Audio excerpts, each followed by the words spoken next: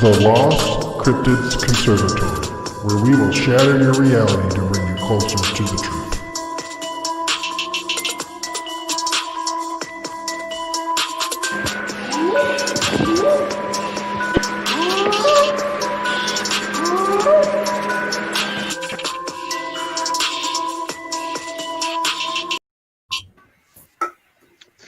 All right, welcome back to another live show of the Lost Cryptids Conservatory. My co-hosts today is Dave and Chad, and our guests are fellow team members, Caller Kid, Mr. James, and the newest member, Josh. What's happening, guys? How's everyone doing? Pretty good. Doing all right. Doing all right, man. All right, so here's tonight's topic in another show is just a roundtable discussion. We're just talking about our encounters and answering questions in the chat and just a little bit of everything. So let's start out. James, it's been a while since we've had you on. Yep. Yesterday we were talking about being in Chad's area where you and Chad had seen something. Do you want to talk a little bit about your perspective on that? I was at the end of the live stream yesterday listening, so I heard everything. Sweet. What did you think when you first seen it? Because I know you and Chad had both seen it, and I was mad at myself for turning away, and I had the camera off, not pointed at it. So, Talking about the dark shadow thing? Yeah, and then talk about when you and Chad went out and you had the trees moving and the bench was made. Like my thoughts on it, or just like what happened? Yeah. A little both. I was just weirded out because the area is just like so small and dense. You just wouldn't think, a Bigfoot would live there, or even like a family of Bigfoots. It's just in a small park, basically. And the trees moving and stuff is also a little weird too. I don't think there was many people out that day, so I couldn't say it would be other people just messing with us. So it was a little weird. But we did do a recreation of the tree shaking, and Chad could barely move it, so I have no idea. Yeah, the area is interesting. It does have activity going on, and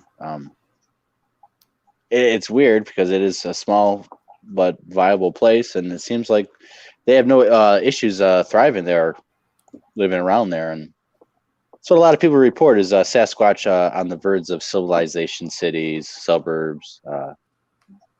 Actually, if you guys are watching LA Swamp Ape, that channel and stuff, he has them going up into his house and stuff, and they were messing with his dogs, and they seemed to they were eating his dog food basically, and then that's when he discovered what was going on. And so they're very, very curious, and I think they scavenge human dump sites and backyards for whatever they can find. Peeping windows, watch for entertainment. I mean, whatever they want to do. So I think they're doing there. So Chad, you want to add anything about the tree shaking, or I can Sure. Oh, okay. Sure. oh yeah, whoever. We also did another recreation that day. I'll let the kid caller talk about that, but I'll bring up about this area. And people, I know it's small. It's not that small. But it's pretty small. I mean, it's 40, 50 acres, probably the whole area, maybe a little more. But there's the power line systems that run through the river. All of Canada's garbage, all of Detroit's garbage comes right across the street, right next to that power line. There's a giant mountain there. So there's a huge dump. The power lines that run north and south, break off all over. They go into other states, too. They go into Ohio and Pennsylvania. So I'll add that. But what about the other recreation we did? And we talk about the apples, too, James. Describe how we hang them. Yeah, sure. I'll just talk about the apples first, then go off that way. So the way we hang the apples are Chad goes as high as he can, reach the tops of the branches, and just sticks the apples up there. so no small animals or even deer can reach them. So either a Bigfoot or a raccoon that's climbing the tree just to get to the apple can get the apples. Um, it's pretty smart actually, but Chad's like pretty tall, so I don't think a deer could get up that high. So, Yeah, definitely um, not. and then when we came back that one day, like every limb and stuff was broken off the tree, just like magic. It just looked like someone just destroyed it. And then I want to talk about the bench. So we just came back one day. I'm not sure exactly how long it was, but we came back one day and there was a bench It back was there. the next day, Oh, it was okay. and all the apples were gone. Yeah. And I don't think it was a person because it looked like just like a big log that was broken in half, stuck underneath two logs. So it would be, I don't know. I don't think a person would make that just to sit on. And it looked like pretty heavy too to move. I don't know. It just a little inconvenient if you wanted to make a seat. Yeah, and it's right there where Right where he this sits all the nesting time. area, this tunnel. Yeah, where we sit, where we were taking photographs of impressions and things we're finding. So it's right there, the prime spot of where Chad puts apples, and we've been hanging out and stuff. So it's conveniently coincidental. I take it as a gift. I could be wrong, but that's what I try to take it as. Good Yeah, gift. we've never found human trash or anything remained around there. If humans built that, teenagers or something, you would think they would be leaving trash and stuff. So that's what we're on the lookout for sure. But nothing so far. James, we did that recreation though. We went out after you and I saw that dark object when Blake wasn't paying attention to us. Yeah. And then we also found other stuff that day, right? Like I don't remember much. knuckle prints, depression. About a year ago. Well, yeah, that day, yeah. But And- that was the day we saw it. We found the prints, but we came back later on and did the recreation. And what was the result of the recreation? It was significantly taller than you. And Bigger, yeah. Yeah. Yeah. Yeah, I'm so mad that I was just shooting didn't know at how the we didn't direction. see it after it like went around the tree, because right around that tree is just a bunch of bushes. that's normal. They always do that. I don't understand it's how weird. either. And it's just they're gone. hard to remember which time you were out when you were out many times.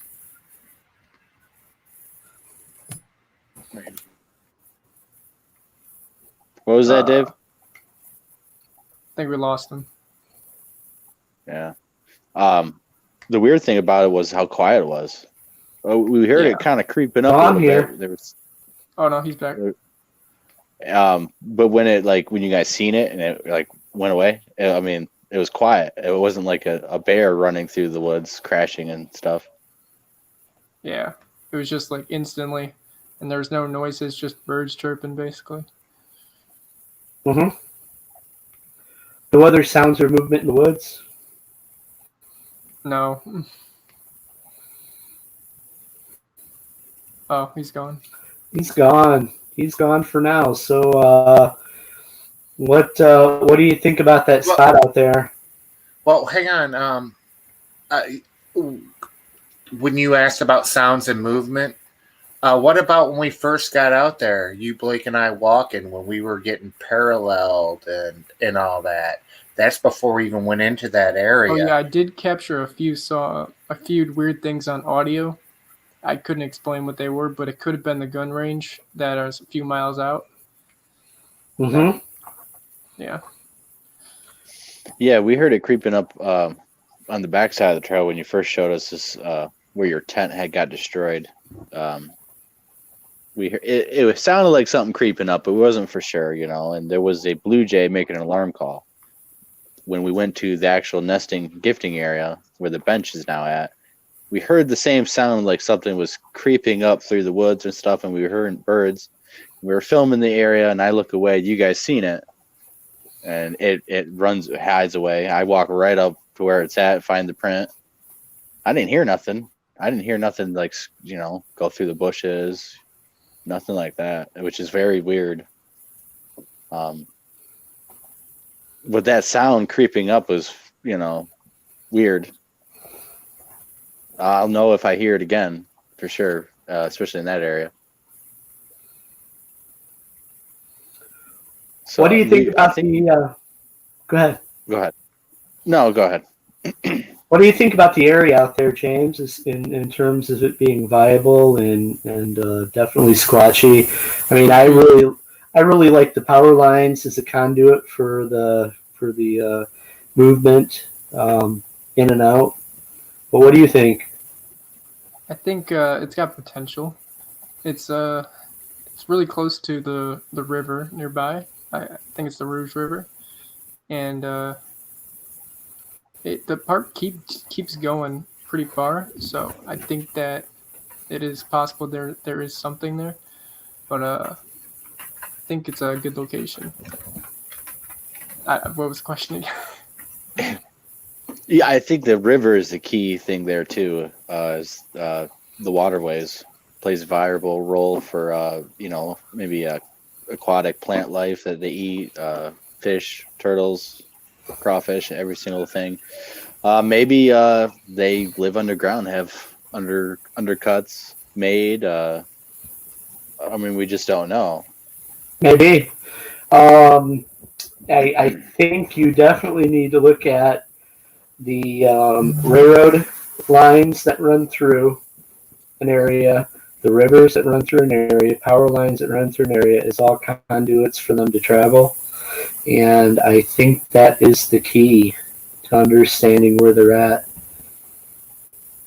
Yeah, there's a lot of stories of them swimming very well, being in water, catching fish, and all that. So to them, it's that they're basically at home, I would say, almost, because besides being able to breathe underwater, they can just about do everything so much more than we could ever do.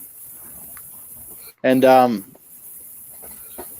in Hawaii, there's stories of giants. They have stories of giants. They're not Bigfoot, but they're giants, and they drown people in the waters. Like, they'll be in the water and they'll swim up and they'll drown you. There's a lot of stories of people, weird stories of people seeing a big object going in the water like a human and drowning a person. And there's even naval military stories of that back when they first were colonizing that. So it's very interesting. I think it's waterways, lakes, ponds, rivers, and Bigfoot could be more related than we think.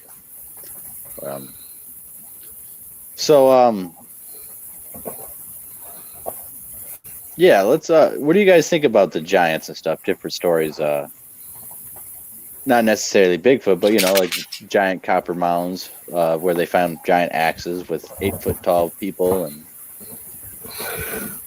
Well, you could really take that back a long way. I would recommend a book that I have read several times now. It's Ignatius Donnelly, Atlantis, the Antediluvian World.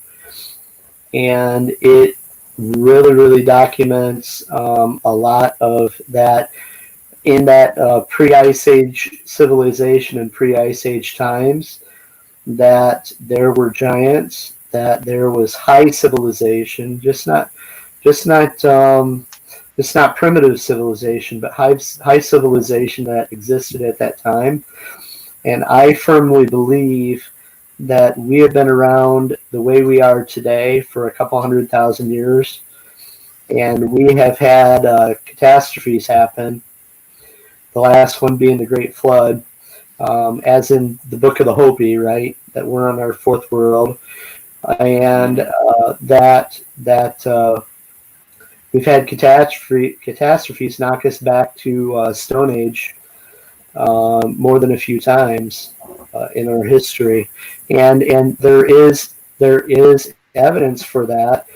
In that 83,000 years ago, they traced mitochondrial DNA back to a few thousand people in existence 83,000 years ago, when there was a volcanic eruption. I believe it was in Sumatra, as almost an extinction level event. Well, what existed in terms of society before that?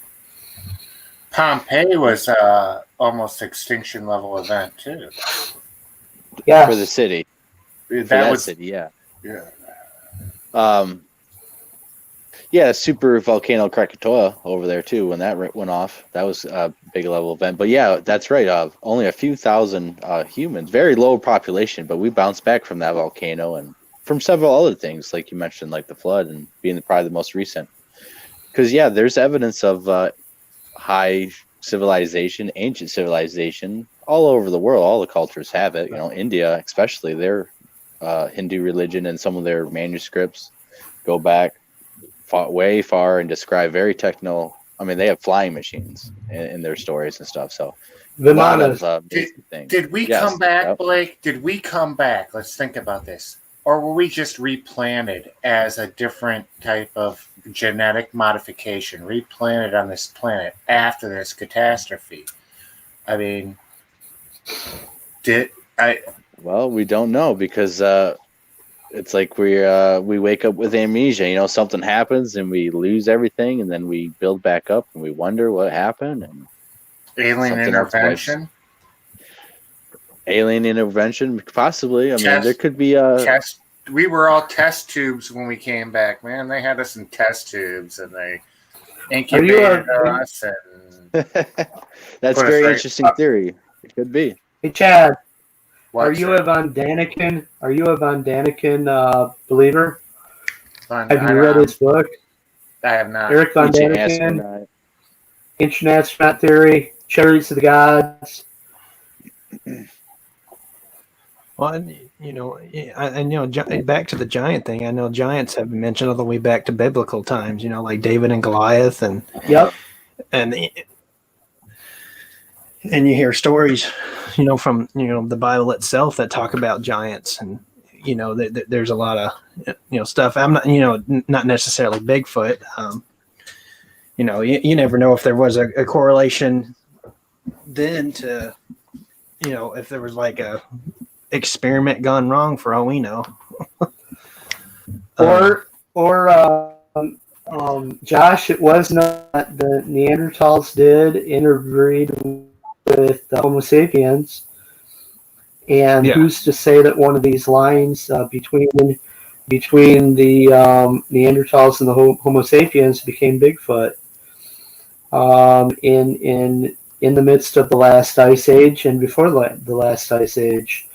So I believe that there's been an ice age going on the Earth somewhere all the time. It just depends on the Earth's actual orbit and rotation.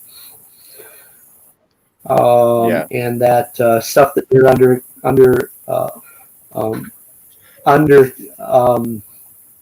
that they are uncovering in Siberia, like elephants, mammoths with tropical plants in their mouths and things like that, I think goes a long way to show that there in fact is times where the Earth rights itself and corrects itself. Yeah, super flash freezing. Like you said, food was still in their mouths and not digested. I mean, I mean, the Earth is a wondrous place, you know. There's a lot of studies of, the Earth being alive, or like, the forest being alive, forest communication. The trees are definitely alive.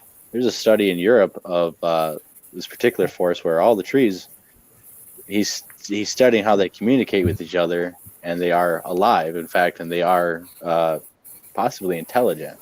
So it was very, very interesting. A lot more than what people give credit to. So we're always discovering new stuff. And I know, Chad, you're big into extraterrestrials and stuff, but I'm more of like, what if they're just terrestrial, underground, or just high civilizations and other things. I think there's a lot of stuff we don't know about.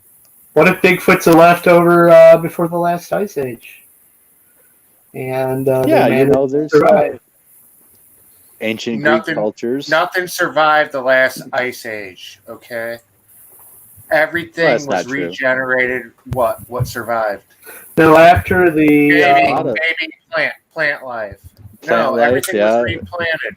Things were, in my belief, things were replanted here.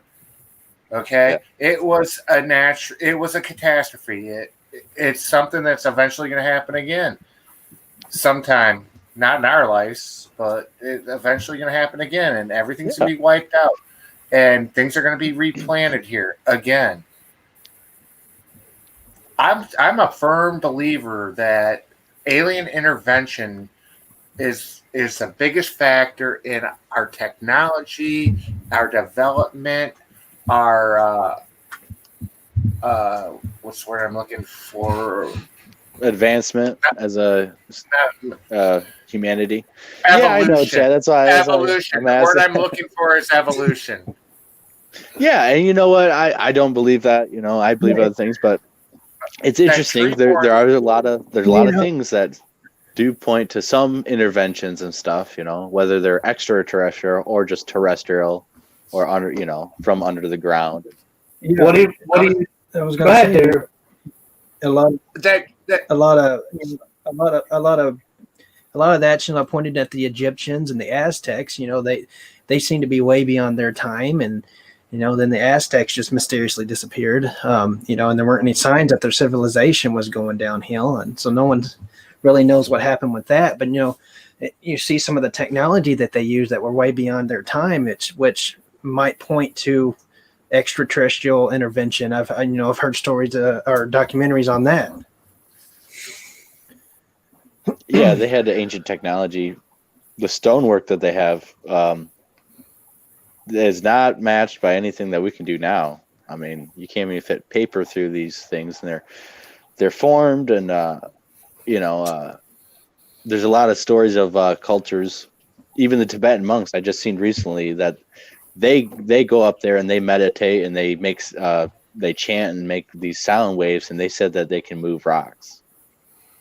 And it takes a number of monks and all that, but they can move big boulders and rocks and stuff. And a lot of ancient cultures and stuff say that sound waves or whatever can move stuff. I think the Coral Castle, the guy who made that, do you know what I'm talking about? The story is totally. This guy basically, okay.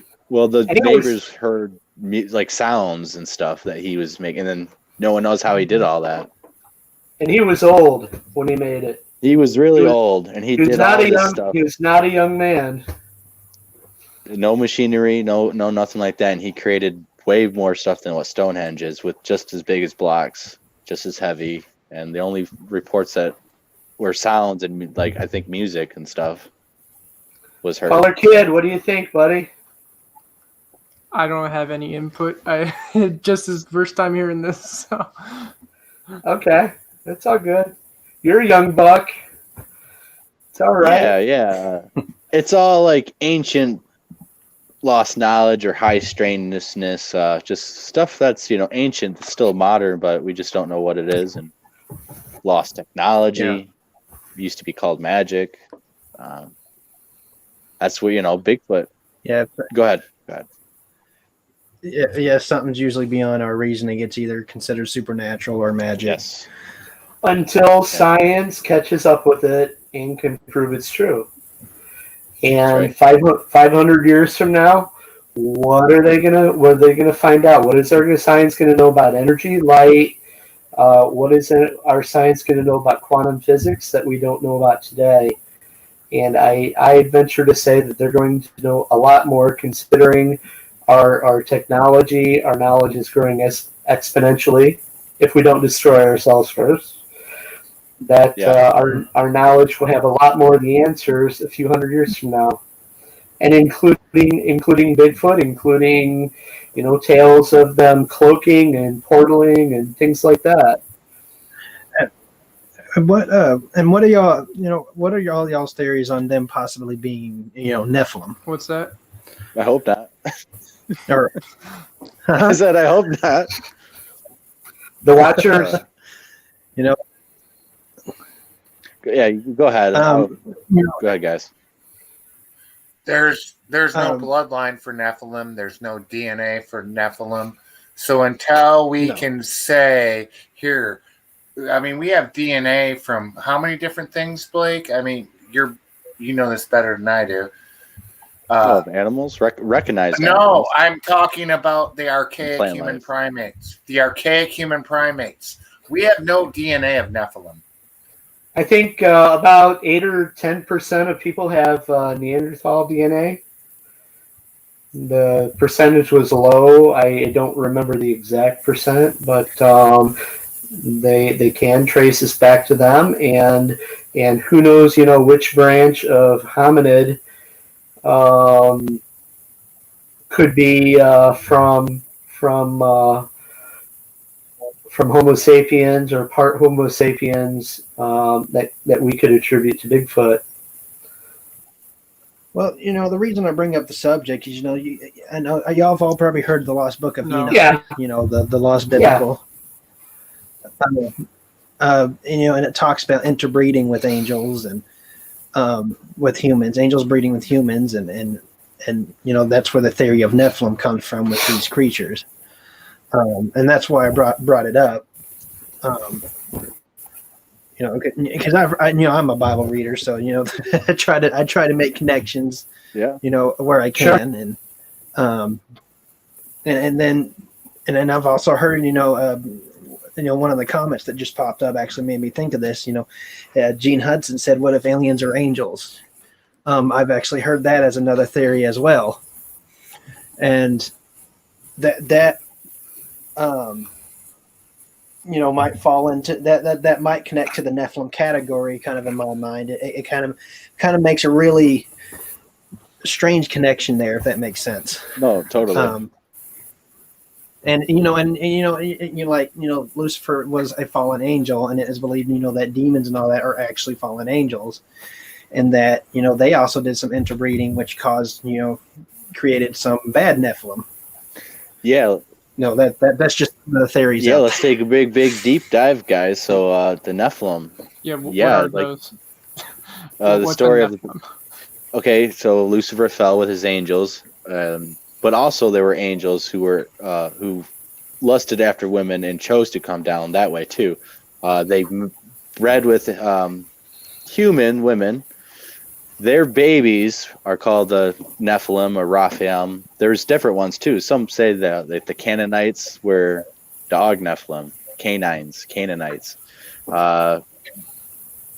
There's stories of basically God telling, I think, Jacob to go kill all these people because they're all Nephilim, and basically they're described as giants, men of old and renown. So I would think that would be like great stories and stuff like that. Warriors, they're gigantic. The Book of Enoch really goes into stuff of there's historical people, I guess, who were Nephilim called like Og, and they would eat like 100 and something people at a sitting. Babies. Like mountains of babies on the food, and 18 foot tall. Sometimes they're more, 35 feet tall. Sometimes they're described differently. Sometimes they're just monstrous. They're just normal human beings. Sometimes they're completely with like another animal, like a minotaur or something. But anyways, the story is that if are they Bigfoot and stuff? And well, we don't know. We don't know that. It prevents a lot of things, but another side of the story is when these things die, or when the fallen angels die, they become disembodied spirits, so they become ghosts and demons, paranormal stuff, and then they still are on the earth. Okay, so that comes into play. So a lot of things, this whole paranormal. So if it's all connected, and it's all paranormal, like the aliens. They're Nephilim, they're deceivers, they're all trying to get you away from God to believe in like them. That's false prophets. What's your thought about that, Josh? it keeps going and going, but I know it's a lot to take in. Yeah, no, It's a lot. I've delved into a lot of that. Yeah. and it's a big It's a lot. subject. You know, that's something I've really looked into, and it's something that's really piqued my interest because it's a very interesting subject. And some people are, kind of dismiss it as no, that's way out there. That's not even possible. But some of the, so you hear some of the stories of these things doing some really, really strange stuff, and yeah, I do agree with Dave. Is it could be something that's beyond our reasoning that science has not yet caught up to yet. But there's also the side where it's just like, is it something actual, magical, supernatural, angelic, Spiritual. some kind of spiritual? Yeah, exactly. It's kind of, you kind of weigh it in one hand and then the other, and you're just like, what do you believe? But the truth is, we actually don't really know. We don't, and a lot of people base it off their experiences, which this is great. And then you hear a lot of stories, like like I've said before, I hear a lot through my podcast, and I make a lot of connections to many different things. And like one of the big ones that really sticks out are the eyes glowing on their own, almost like bioluminescent. Yep. And I hear, that like Dogman having the same thing, red glowing eyes, bioluminescent, and the red kind of making a connection to something evil, and then kind of blue, yellow, all those other colors, not, kind of neutral. If that makes any sense. Right. You hear about that anyways. Josh? Yeah. And that's not to interrupt. That's Can you send Linda, get in here. Sorry, go ahead. She's here. Josh, that was my experience with my Class A sighting, is that I saw red, fiery, blazing, bioluminescent eyes. And what tried to fill me with fear that was not my own fear. It tried to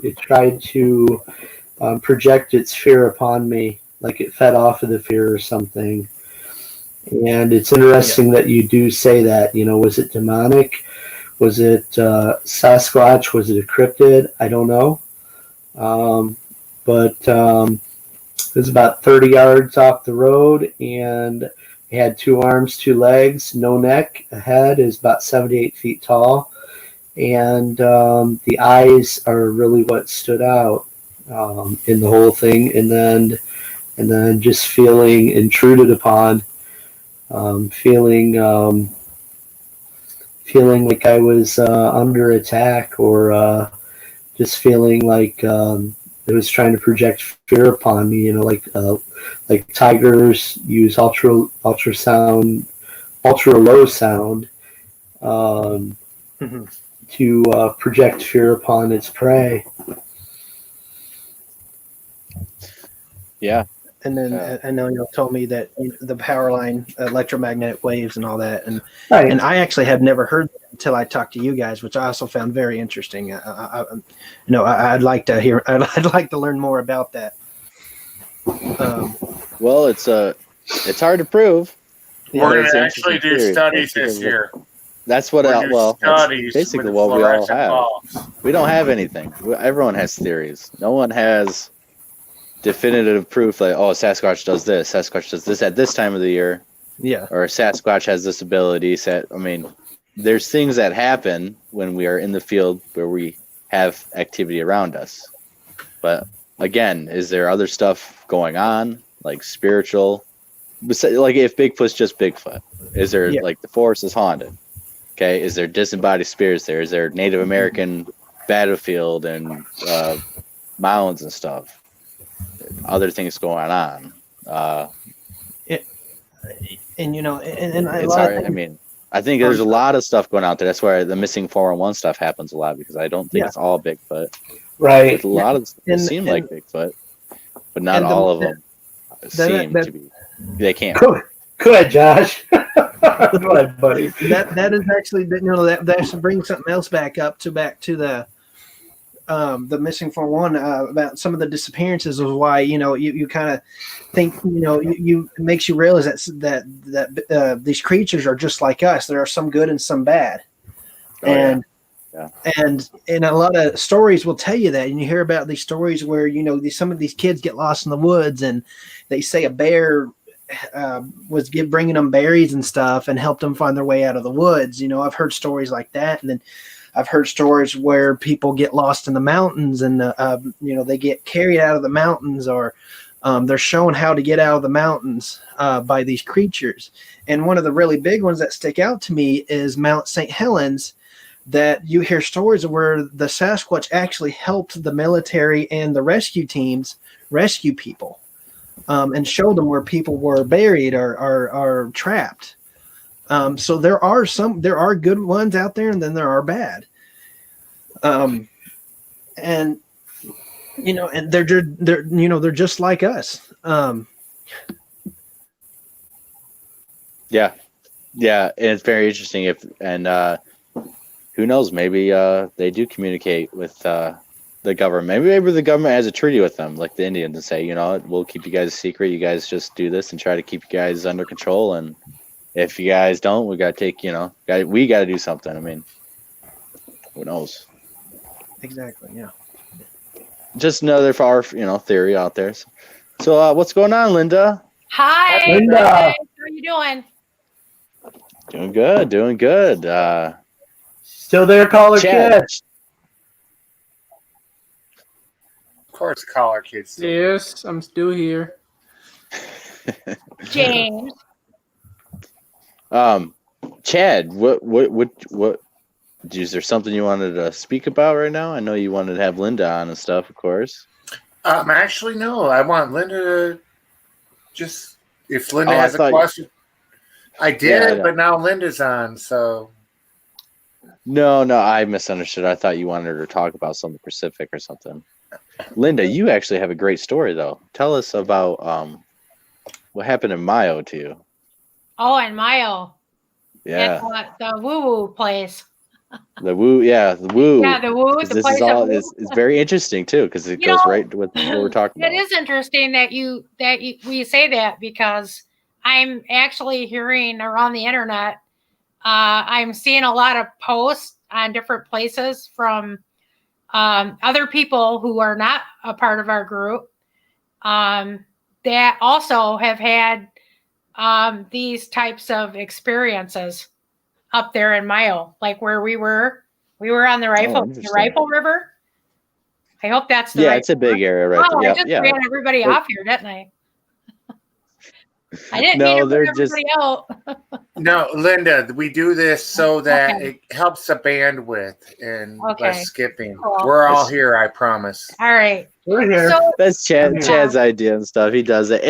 It might help. It seems to help sometimes with their overall connection. But we don't know. So yeah, some of the Lost Cryptids Conservatory, not all of our group, but some of us were up camping in Mayo, and we were up camping on the river. I can't remember exactly the date. It was this last summer, and I had an interesting experience. I was around the fire on the riverbank, and some of the other researchers, they had taken off in the woods, and they were out. Sherry was with them, and she was doing calls, and they got a call response across the river. I'm not really a good judge of sound at night, but I know sound carries at night. But I'm going to say it was at least probably a mile away. She did get a call response, which at the time they did not know that. And I could tell they didn't know that, because if they had known that they got that call response, they would have came running back to camp. And I was around the fire, and I heard some very strange noises it sounded like it was coming from down on the riverbank or across the riverbank. And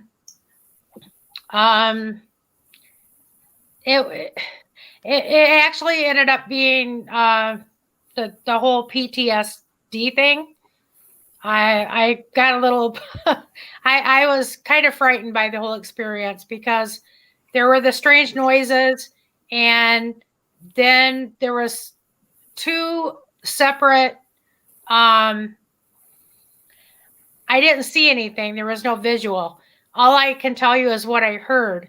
Something hit the water, and jumped in the water from the riverbank on the other side, on either side of the campfire, and came to my side of the river. And all I could hear was a big sploosh. The first one hit the water, and you could hear it coming across the river. And I could tell it was bipedal. And in my mind, of course, at first, I'm thinking, oh, it's a bear. We'd been warned about bears there. We'd already been warned. There were people there before I was there. Ernie Fargo, Michelle, they were there. They'd already been warned about bears. This thing was bipedal. Whatever it was bipedal. It was huge. You could tell it was loud. It was huge. It was coming across the river. It hit the river bank. When it hit the river bank, you could hear branches breaking. It was thrashing. And right after that one made its big sploosh, there was another one on the other side of the campfire on that also hit the water that came across. And I had a flashlight, and I had a really good flashlight. Everybody knows what kind of flashlight I have. I call it sorry, Dave, I call it my cop light. No offense to police officers, but it's a really good flashlight. And whatever these things were, there were two of them, one on either side of me. And when they hit the riverbank and they came up the riverbank, they just stayed out of range of my flashlight. Because at that point, I'm shining my flashlight all over the place, trying to see whatever this was that was coming up the bank. And this is a very steep riverbank, almost like a cliff. Very steep bank. And I couldn't see anything. They stayed right out of range of my flashlight. And when these things came up, they hit the woods and hit the trail and crossed the trail and went into the woods on the other side where the rest of the gang were at the time, walking in the woods. So that was a concern to me because whatever these things were, they went into the woods where the rest of the party was at. So that upset me. I was worried about that because I'm thinking this is not a good situation. But the whole time this was going on, that this happened, there was a light in the sky that came above our campsite, and it was like hovering above the campsite. And this all happened at once. It happened really fast. It was all like with a 5-minute period, all of this at once. And the light in the sky took off, and it moved on. The whole time I was there, we'd been seeing lights all night up in the sky. Before I got there, some of the other researchers had already had UFO experiences there, unidentified flying objects in the sky, making strange movements, not your typical, helicopter, airplane, Right. Type noises or movements, just something not explainable, not even satellites. These weren't even a satellite. This thing was right above the treetops. This freaked me out because this thing was like right above the treetops, and it's there. It's like right there. And the only thing I had on me at the time, I had my knife that Henry Beam gave me a knife, and I had my knife at the time, and I didn't have a gun. A couple of the guys are armed. They carry sidearms. They were gone in the woods at that time with the rest of the group with their guns. Right, you're by yourself. Yeah, so I'm Mary. I wasn't by myself. Mary was there. Right. That's Sherry's right. sister Mary was there, but Mary had retired to her tent, and she was asleep. And I actually started screaming, and Mary did not wake up. She didn't hear me, even though she was there in camp. And she didn't hear me. And from what I gather later, Sherry told me that they did hear me yelling, but they couldn't make out what I was saying. Well, what I was saying was, get your asses back to camp, because I'm freaking out. And That's right. Yeah. here's this UFO above our campsite, and here's these two things coming up the riverbank, and they're breaking branches, and they're, everything in my mind at the time is screaming, Sasquatch, Bigfoot, because of the branches breaking and everything like that. And I'm not a bear hunter. I've been in the woods my whole life with my family, hunting, fishing, deer hunting, and stuff like that. I'm not actually a bear hunter, though. I've never got out and hunted bear. I have hunted deer when I was younger. I was a deer hunter at one time. And when I talked to Ernie later, I questioned him about that. And even he said it's not likely that two bears would be together like that, in that close of proximity, and come across the river like that. Not only that, you could tell it was bipedal. And the whole thing about it being bipedal was when they were crossing the water, a lot of it is shallow there. There's deep holes, but it's shallow. And you could hear the water pushing, like when you cross a river, because human beings are bipedal. So when we cross a river and it's kind of shallow, you feel and hear the push of the water against your legs. So you can tell when something's crossing that's bipedal. These both were bipedal. You could hear the push of the water against their legs as they were coming across the river. So I was gonna make a run for it to my car, but the situation that we were in at the time with this campsite is you had to park your car in a parking lot, and you had to walk down a trail to get to where you actually had the fire and pitch your tents. So in my mind, if I made a run for it to my car, I had to cross the path of this thing coming up the riverbank, the first one at the riverbank, and I wasn't willing to do that. So I decided to stay at the fire, and I got my knife out, and I had my flashlight, and I just kept shining my flashlight. And the thing above the campsite, it ended up moving off. It was silent, didn't make a noise, the light up in the sky. It ended up moving off. And like I said, the two things that crossed, they ended up crossing the trail. You can hear them. They crossed the trail. They went into the woods. They both moved off into the woods on the other side. And probably maybe not even 10 minutes after that, the rest of the party came up the trail through the parking lot and came back up, to the fire. Mm-hmm. At that point, I'm not ashamed to admit I was in shock. At that point, I didn't know I was in shock. I was in shock, but I didn't realize it. But I'm at that point, I had my my cooler and my flashlight and everything, and I was on my way down the trail to my car. And a couple of the guys, Alex and Ernie, they stopped me on the trail and questioned me about what happened, and I told them what happened, and I'm very upset. And Ernie's dude, she's in shock. And I said, I just want to go to my car and lock me in my car.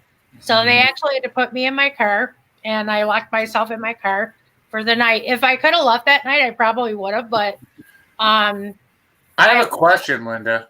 Yeah. Harvey? So I have a question. Your opinion. Yeah, okay. So I mean, you're saying you were warned about bears, and Ernie was warned about bears. You guys were all warned about bears.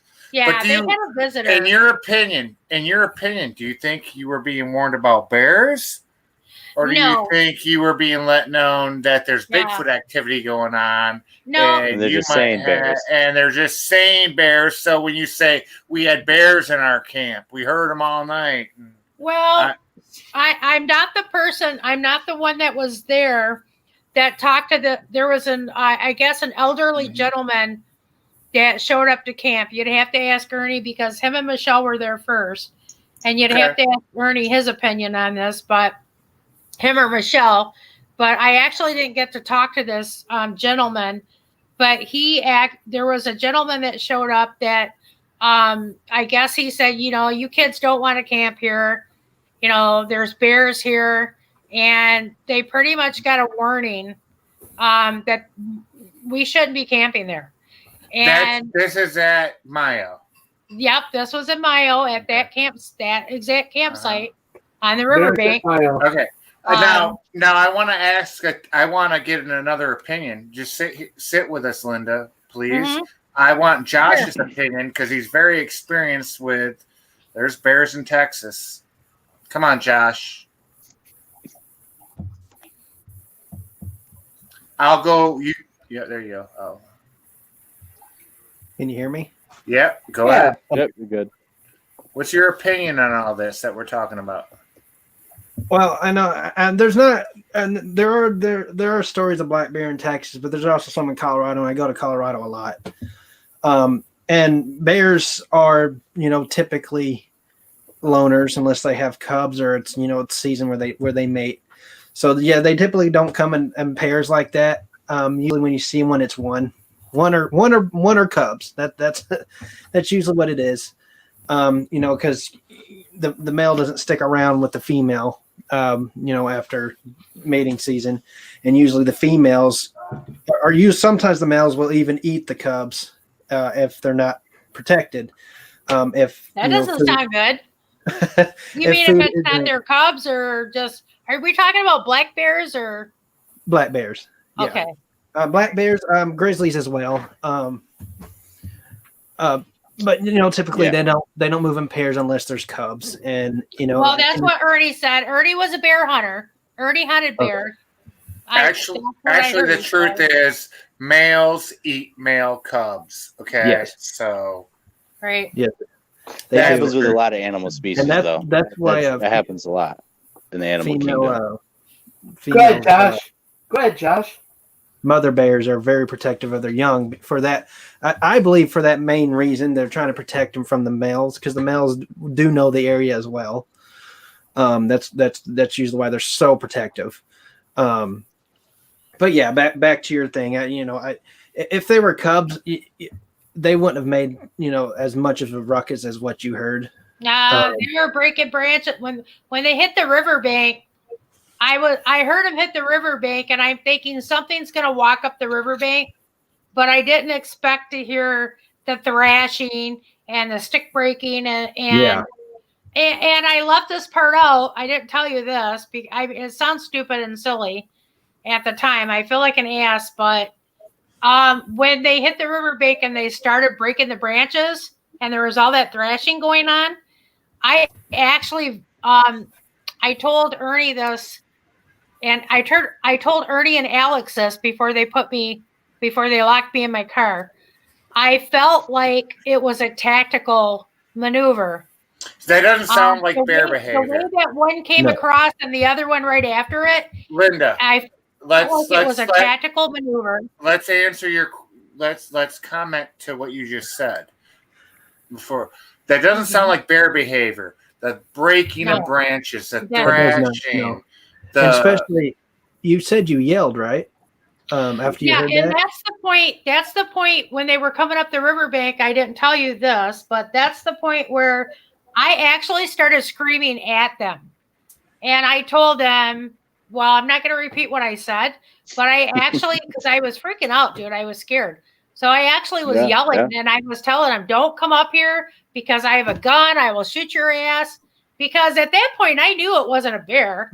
Mm-hmm. I knew it wasn't a bear, and I'm thinking if this isn't a bear, if it's not a Sasquatch, then it's two people, two really big guys, and they're breaking sticks or trying to scare me or whatever. It was Josh and Blake. At that point, I was scared, and I'm threatening them, and I'm yelling and screaming at them.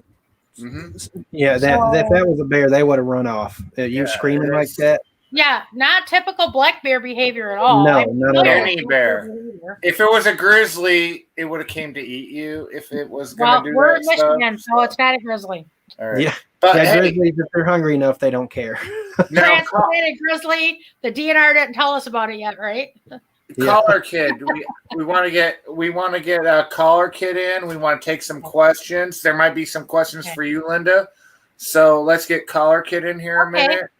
And, you want me to leave for a while? No, stay. Just sit there. Just mute. Sure. Okay. Mute. I'll mute. Cool. Go ahead, Caller Kid. Go, Dave, Josh. What? What do you want? We want to talk to you. About what? Well, what are your goals this year? What are your plans? Do you plan on coming out to a lot of our outings? Because we're going to have a bunch. Depends on when they are. Every weekend. At least one weekend a month. What's up? I know there's some projects I'm working on that I'm gonna eventually get you guys to help me on when we go up north. With some possibly new technology that I want to play with. Fill us in. Come on, give us a spoiler, a little one. Yeah, no, I have to do a live show, but go ahead. It involves infrasound. Basically, that's how I. Cool.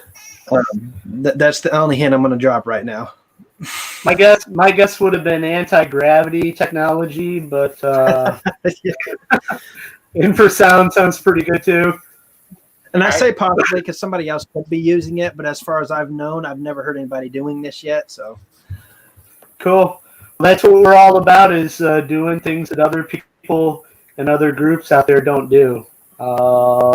We had several firsts, and including what's coming up with Squatch Dog, I think is going to be great, and some infrasound stuff I think would be awesome. Looking forward to our Squash Dog project, you guys. I mean, it's going back. It was a failure the first time because Dave mounted. Well, Dave did something without seeing it. Don't give it up. Don't give it up. Don't give it up. But this time it's going to work. Chad being Chad, but back to Linda. It's the simple thing of why it wasn't a bear. Okay, if bears do thrash around and crash, it would be grunting and growling, snapping his jaw. It'd be letting you know verbally. It'd probably come to camp. Also, when you shine your light on it, you would have seen it. Bears, they can probably hide from lights and stuff, but typically I feel that you would have seen the bear if it was a bear with your flashlight. You would have heard it.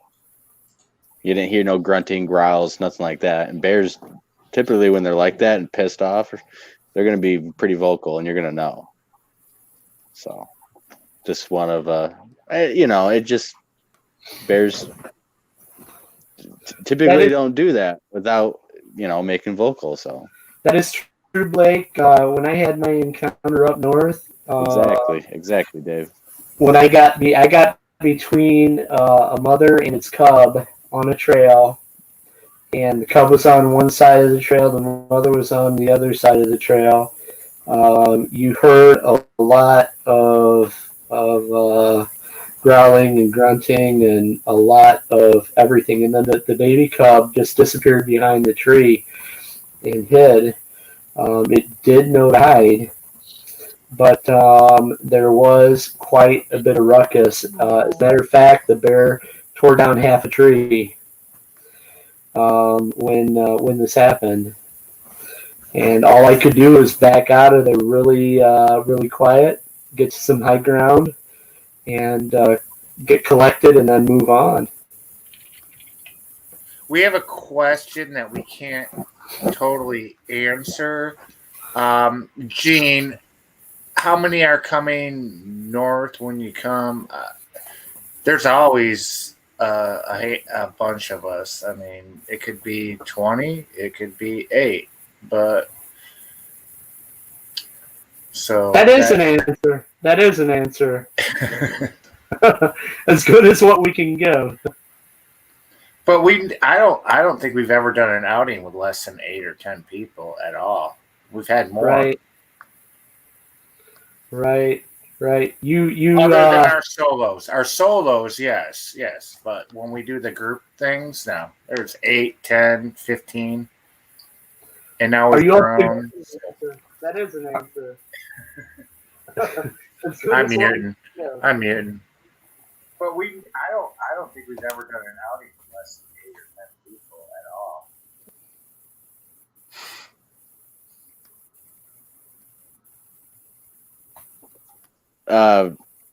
He must be getting ready, I guess. He joined, but anyways, it kind of distracted me for a little bit. I was excited for Val. Val's a great guy, very knowledgeable, and yeah, Dave. So, did you have to change your pants after that bear experience, or were you okay? See, that's something that we might come in. We might actually face this next year. Situations, some of the places we might go. We might actually have to encounter bears like that and be prepared and keep a level head, like you did, because anything could go wrong, especially if you make the wrong move. That's right. You totally have to focus on safety when we're out there as well, and be sure that all the team members return to camp that night.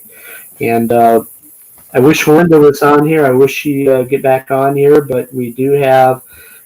She's a nurse, and she has started a wonderful thing in relation to getting medical information from our group for EMS, EMTs, and for anything that she does in terms of treatment that we do need when we're out there. Because when we're out there alone, and we are far from hospitals and or other medical care, and we're really on our own. What do you think, Chad?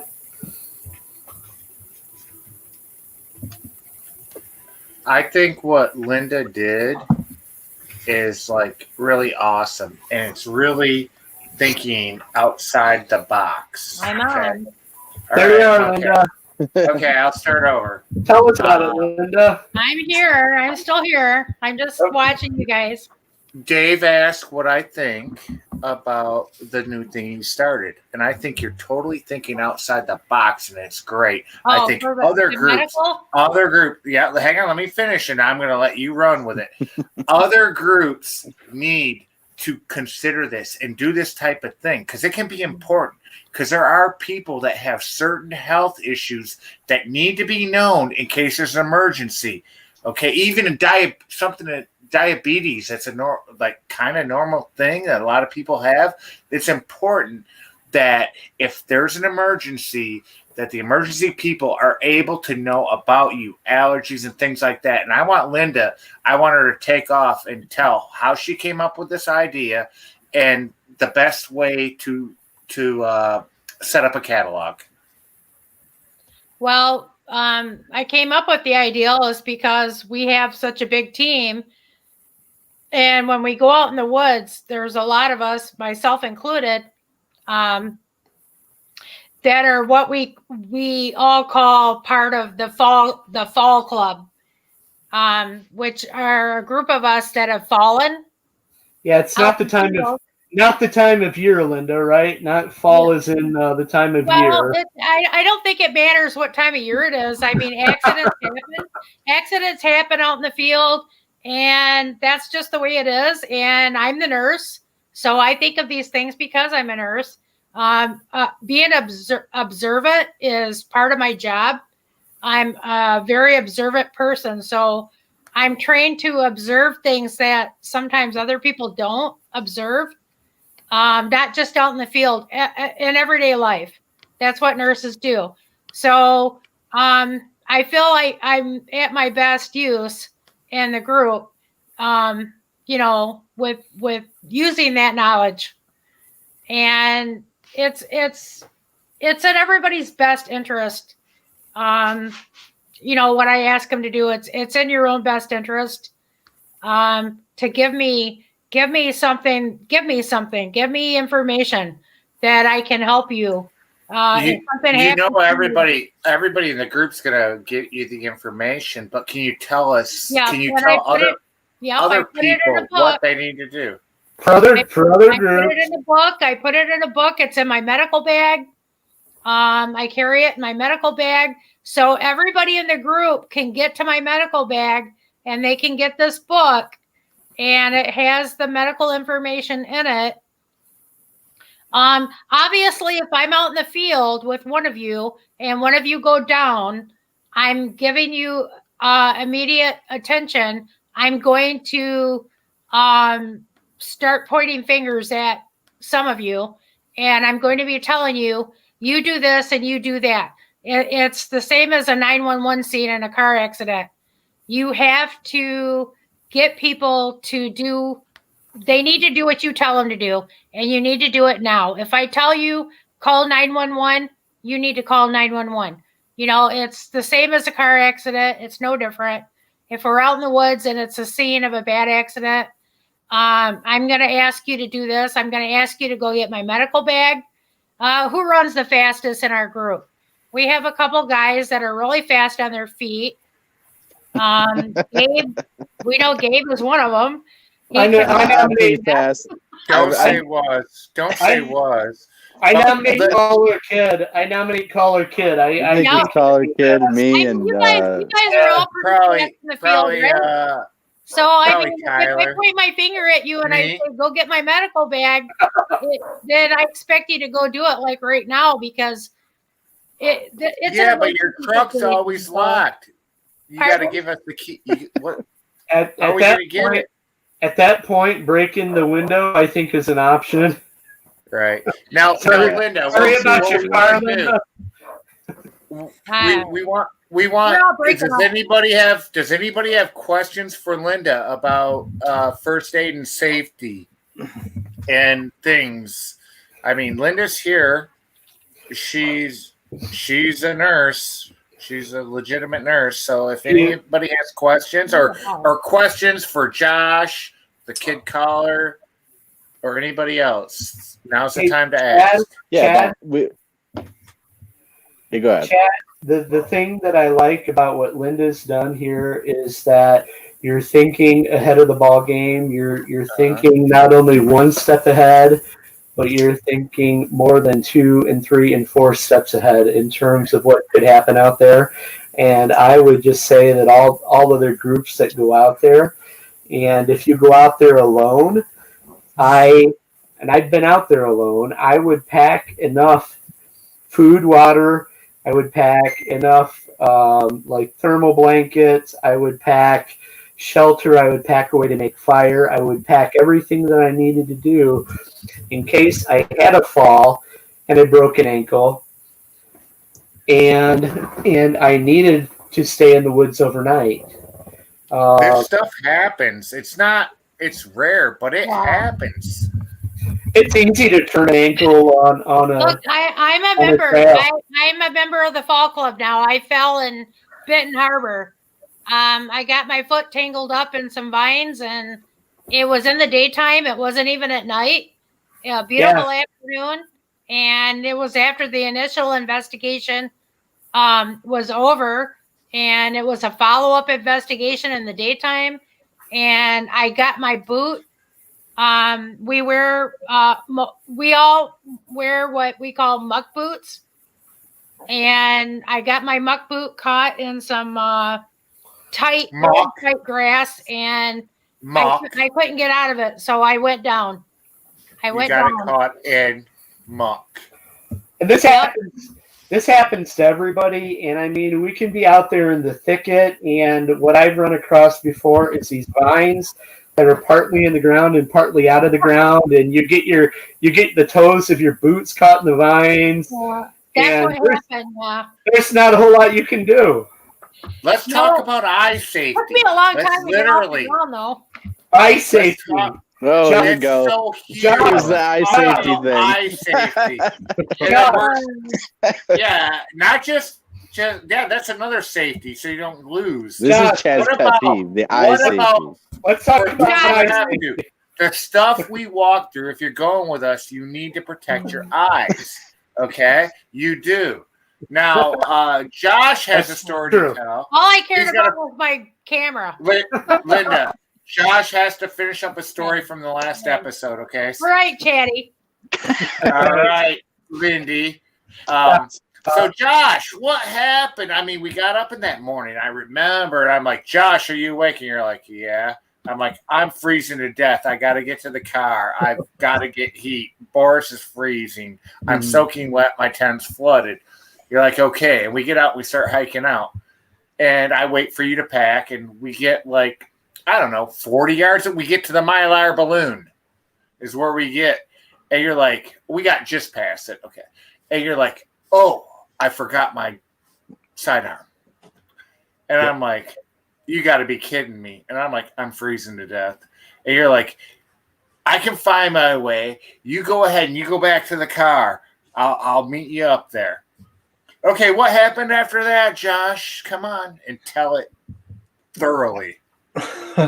Well, after that, I I looked back and I started walking back, and I took a wrong turn going back, and I got turned around, so I ended up going back to the horse trail.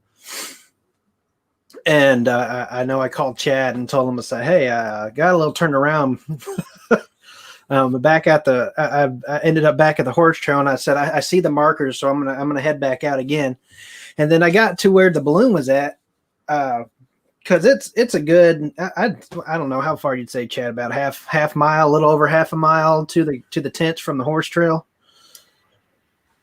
3/8 probably, not quite a half. The horse trail's a longer walk. But. Yeah. But we use a balloon as a marker, and I got to where the balloon was at, which the balloon is real close to the tents. Literally few feet, and a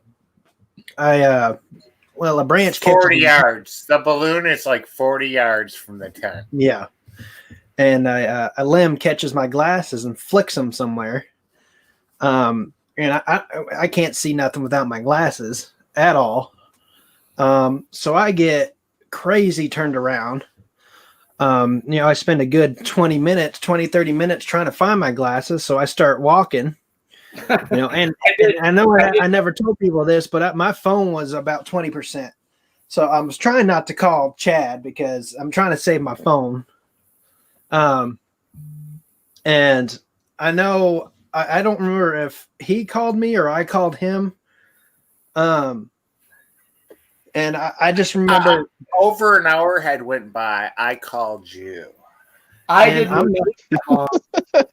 like, I don't know where I'm at. Sounds a little like, a little lost. I didn't know it took 20 minutes, Josh. And yeah. And he tells me to not move.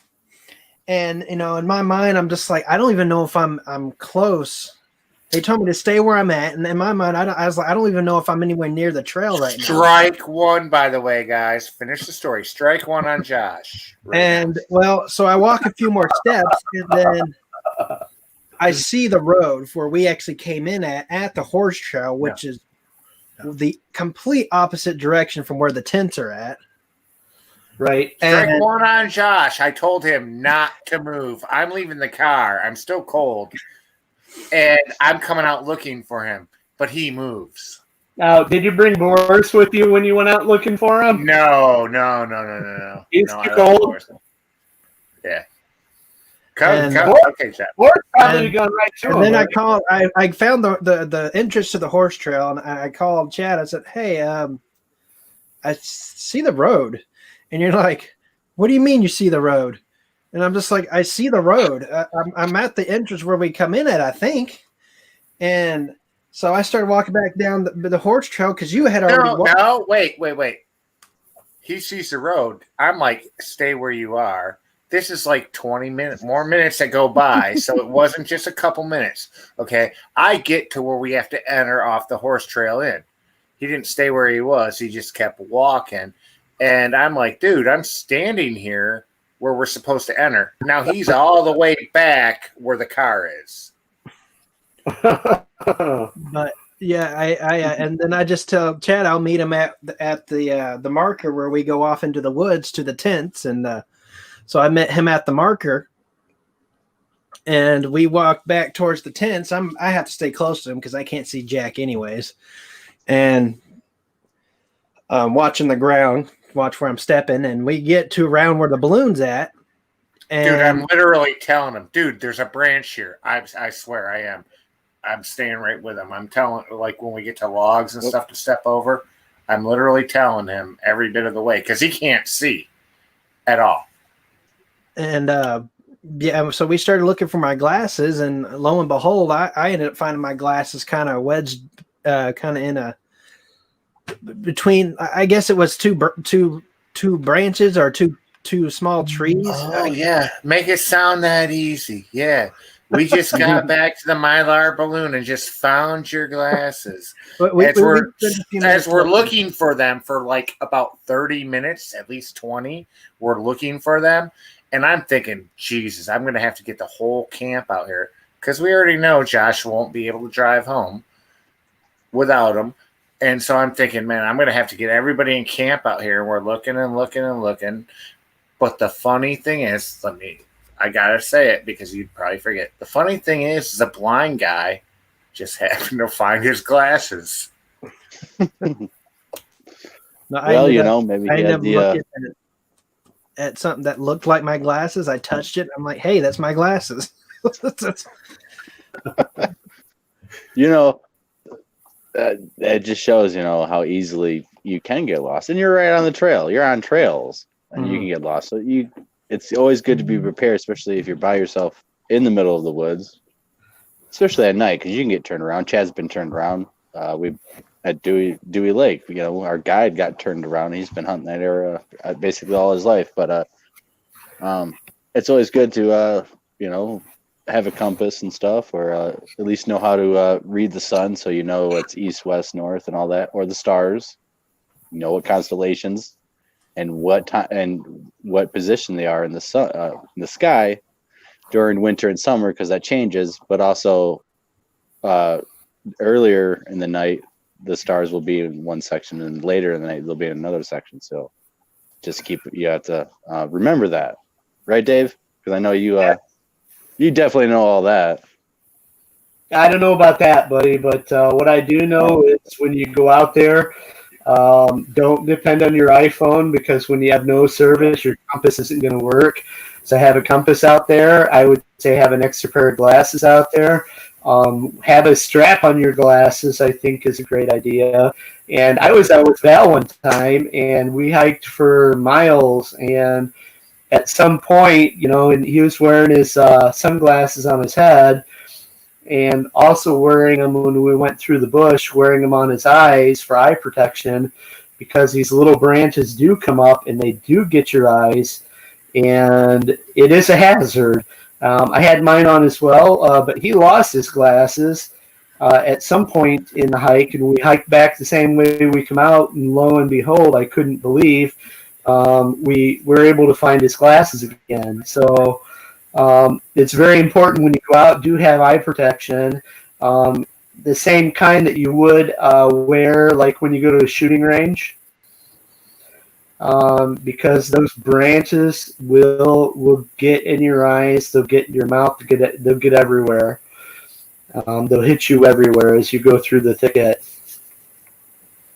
Yeah, that is true. I kind of joke around with Chad whenever he brings it up, because I don't wear stuff like that. But I've had close calls on the job site doing tree work and stuff. I definitely had one where it's like, oh man, half hour, couldn't see out of it. And so definitely. And plus, everyone, however they feel comfortable, I guess is, what they should do. But there's other dangers out there, the muck, quicksand, you could get stuck into stuff. Dewey Lake, we were just walking, and we literally walked the same path, but I took one step in this particular spot, and I sunk all the way down to basically the belt. And it was just that little, 12-inch square hole right there on the middle of the trail. It's not solid, and Right. broke my leg. What I about mean, the beaver den? You got attacked by a beaver den. Come on, don't leave walking that back, out. I kind of stepped. That video is coming out. You got attacked by a beaver? Drowning. Wait. You A got beaver den. I didn't You get got attacked. attacked. No, we landed What on a happened? beaver dam. What On the, happened? on the way back, I was walking and I stepped into this puddle, but the puddle was really deep, and I actually went halfway up into like the hole, the entrance, so my leg went really up in there. The way I fell, I kind of, but so my leg actually went like pretty far up into the beaver dam, and you could crawl up in there. I could have crawled up in there if I wanted to, but so yeah, I took a little spill there in the water, and Now, there's only one eyewitness in this group right now that witnessed that happen, and that's the Collar Kid. I want Collar Kid Collar Kid and to Gabe describe. was there too. Well, he's not in here. And Tyler. Collar Kid. He's here. Tyler's not in. Get in here, buddy. Tyler's not in That's here. true. That's true. No, I didn't know. Collar Kid. Come on, man. Describe it. I was like, oh for my us. god, did he just do that? Dude, I tell you what, it was like that did not look like it was that deep. I was already wet. I was already through muck and stuff, so I was going through the water and the puddles. He already went So- pretty deep in other places on the island, but he went farther deep in just this one section. Yeah. It was bad. Yeah, I got stuck in the muck, and I shot some video showing how to get out, and I didn't feel any snapping turtles down there because there's turtles and stuff down there. So it was interesting because I was seeing how deep and stuff some of the swamp was and some of these spots, and I wasn't ready for the beaver. It caught me off guard, that's for sure. But really cool to feel with my leg how round and open it actually was without going in there. But maybe next time we'll do that. Hey, Gabe Heist, man. I know Tyler was there, but he's not here in the chat. Why don't you jump into this? Yeah. Why don't you give your recount of Blake almost drowning in a beaver den? That's too much Yeah. work for him. See, the only thing going about that is if you did go up in there is face to face with the beaver. But that would be fun. But What do you yeah, it was say? cool. What Gabe What? say there? Gabe said something there on the chat. That wouldn't want to be face to face with the beaver in the den. Even worse if their den was taken over by otters. Yeah. Otters are mean too. Yeah, especially if they, any animal. As soon as you hop up in there and there's babies, man, they'll it's a fight to the death. That's all they got. So they're gonna fight, and mostly all animals fight. I don't think. I mean, deer, they run and stuff, but a lot of animals, they typically will fight too. And so, Look at all the videos of a cat trying to get a rat that has its babies, and the rat just like running the cat off. I mean, there's like thousands of videos of amazing wild stuff rats that animals do. I was watching a I ran video of. into- Go ahead, Dave. No, go ahead, Dave. Yeah, I ran into a bobcat on the trail one night, and I passed it. This thing was as big as a small German Shepherd. But this thing was big, and it was perched on a branch, just ready to pounce. I walked within 3 feet of it with my light directly on it, wondering what it was going to do. And it was basically guarding its young, and it allowed me to keep walking right by it.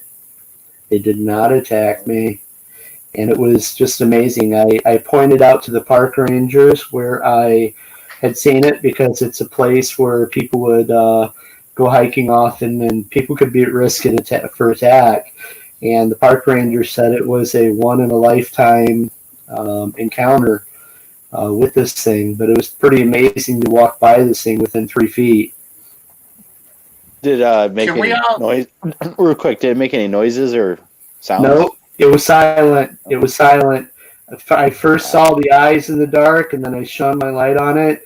I kept my light on it the entire time, and I'm thinking, man, and I carried a knife with me, and I thought if this thing is going to pounce on me, at least I'm going to get a piece of it too. But I just Oh, yeah. very slowly and calmly, and I was glad to leave that behind. I'm glad that it didn't attack. I'm glad that it didn't get hurt or I didn't get hurt, and it was just a pretty amazing encounter. Yeah, beautiful. Can we give a? I mean, we're getting well into the show, Yeah. and we've been talking. We want to recognize the people that are our friends, and Linda, can you come live, please, so you can fill in the other groups from Michigan and other groups that are our friends? You too, Dad. I know. I'd like. All right. Actually, I want Dave and Linda to do this. Let Dave start, Linda, because he's only going to get like 4. You have to remember all the groups that support us and that are part of us, even all of them, every one, even That's right. It's like Yeah, because we got to work as a community. Okay. I mean, we all are after the same stuff, and it's better to help each other. And Wow. So, This a lot of goes good people back. too. This goes back to for a lot of us to the guy that got us started, Bob Daigle, who is a Michigan legend in Bigfooting, and Mark Hearn and their Facebook page, Michigan Sasquatch Experience. Project, the Michigan Sasquatch Project. And also for Val, who is our data miner in the group, he has Michigan Bigfoot Report and Data, Gumshoe Guy, and he has an incredible wealth of knowledge on his Facebook page. If you want to know anything about Bigfoot or have any questions, data related to reports, related to anything, get a hold of Val. He's the guy who has the data. Go ahead, Linda. that's only 2, Dave. Wait, stay, Linda. Oh, You better come at least on. name a third. Come on. Chad is being. No. Hide That's only 2. and seek archives. That's my third one. All right. Oh, there you go. Yeah. Josh, hide and seek archives. Come on, buddy. Okay. There we go. All right. Okay, Linda. Run them all. No, Run them all. are we I know talking you. about I know you Facebook? got We're it. talking about Facebook pages, We're talking about like pages. Michigan Yes. Bigfoot sightings and reports. Gumshoe Guy. Right. We already named him. Got it. He was just named. Got it. Michigan Sasquatch Experience and the Lost Cryptids Conservatory. Well, of course. What about? Wait. Hold what on. about the Aboriginal we got, project? Come on, the yeah. Aboriginal project. That's with James Lady. Yeah. The guy, he's in Michigan. He's getting a lot of good audio from his Michigan spots. Aboriginal, and he's gonna come out to the birthday party. He's gonna be there. And- He's a great guy. He's He gonna came You up already with us. invited everybody, Chad. And our friend Chuck Sutherland Yes. with his Chuck is awesome. site, Bigfoot and Paranormal Studies, which That's is right. a very good site, and he is a good friend of the group. And we look forward to seeing him very soon. That's right. That is right. You know, we got a lot of groups. We got there's a northeastern Sasquatch stuff. There's Bigfoot Odyssey with Kerry Arnold and all them. You know, that's another great group on Facebook and YouTube. You know, we got a lot of. The Two West other Branch Southern Bigfoot guy, Committee, Phil Shaw. The fisherman. What's his name? Come on, man. No, the fisherman. The Blake. fisherman? We gotta give What are him you talking about? the fisherman guy that always catches the catfish and Oh, I forget. Don Peak and Don Peak's Wilderness Adventure. And he loves us. He is and a they're great friends guy, of us. and we're gonna get him back on very soon. He's out in the field all the time. He's retired and stuff, and used to be an outdoorsman, wildlife outfitter, I believe, angler, tournament angler, and all that. He's out there all the time, and he's getting Dogman stuff now. He's having an interaction with Dogman. He's getting pictures and tracks. Okay, and he's What's your and feeling about Sasquatch. that, Blake? What's your feeling about that, Blake? Oh, Him it's getting real. evidence It's as real. to Dogman when you had your own Oh encounter. well, let's show a little picture. Actually, I got it's real. Yeah, go for it. All right, while you're showing it, I'm going to give another shout out Okay. while you're looking for it. My friend and mentor, Mark Zasky, cryptoreality.us on Patreon. This is who got me out in the field, convinced me. I mean, there's a friend. Now, he's not on Facebook or YouTube, but Patreon. And our friends at Northwest Georgia Cryptoids, definitely give a shout out to them. Some good people there as well, and to 222 Paranormal. Yeah. Our friends there, and there's a lot of people that we can thank, and a lot of people that we can give shouts out to. But there's some fairly important ones as well. I'm on my phone, so it's not it's not working as I would like it. But here, let me try to. Anyways, it doesn't matter. Whatever.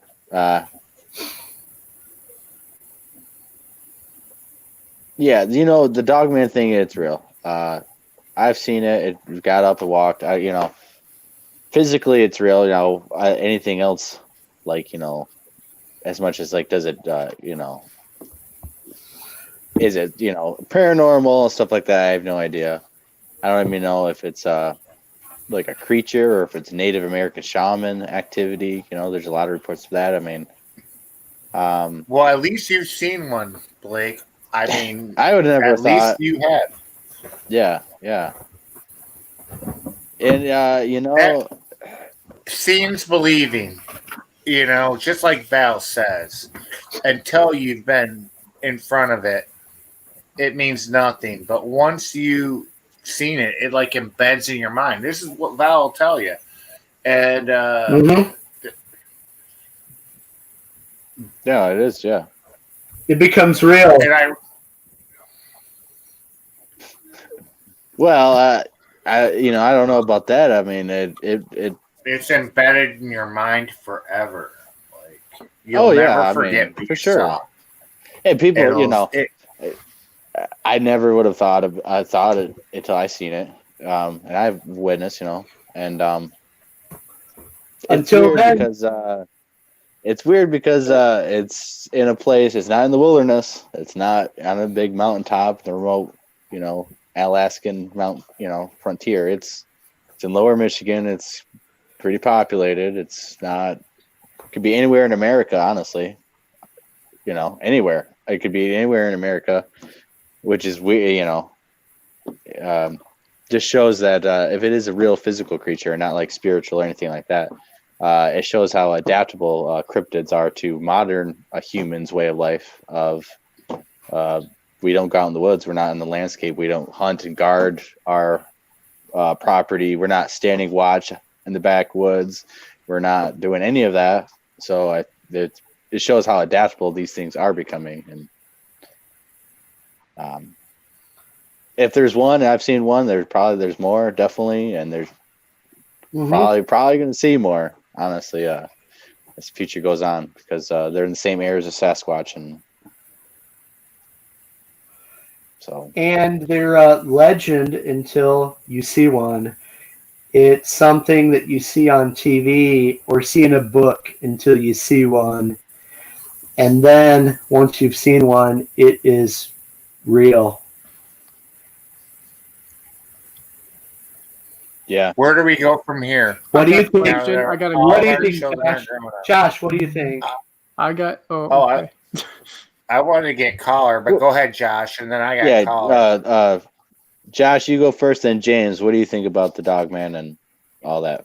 So you guys go first. From what I've been able to gather, I feel like Dogman is very supernatural, very evil. Not something I'd ever want to come across. In my opinion, And I know, I hear a lot of reports, or that people have shot at these things and haven't done any damage whatsoever. Which brings me back to the supernatural thing. But yeah, they're basically, in my mind, they're something very evil. Yeah, the skinwalkers. That they're evil witches that basically I think is you have to kill like a love one of the best, like the most thing you love or whatever, and then you some reports I think you have to eat it or something. You have to eat them. I mean, it's some cannibal. It's Right. demonic stuff basically, and then you wear the clothes and you get the power. So it's demonic stuff. So there's different cultures have different stuff like that, of course. But I don't know. I couldn't tell you. I don't know if it was a person, if it was. I don't know. I didn't. It was real. It was physical in front of me. It ran on 2 feet. Now I don't know much any more than that. I don't know if it could talk, mind speak.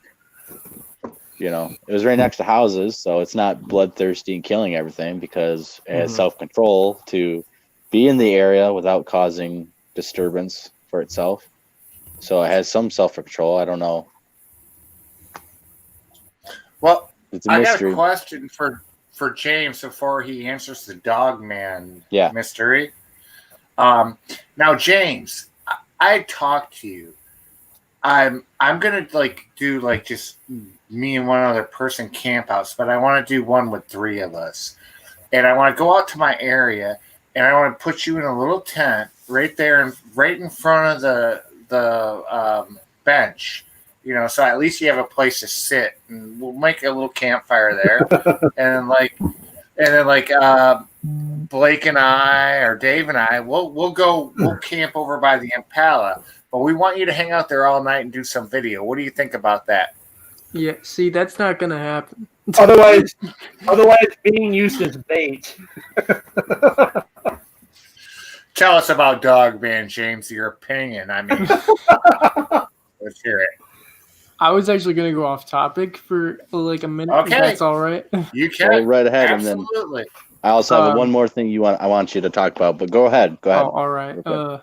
Have any of you seen Turtle Man's Bigfoot episodes? His early ones, I haven't. The seen ones he his put new out ones. like recently. I haven't seen them yet. Been Yeah. wanting to. I was about to start one and then got distracted. Had to go places. So no, I haven't.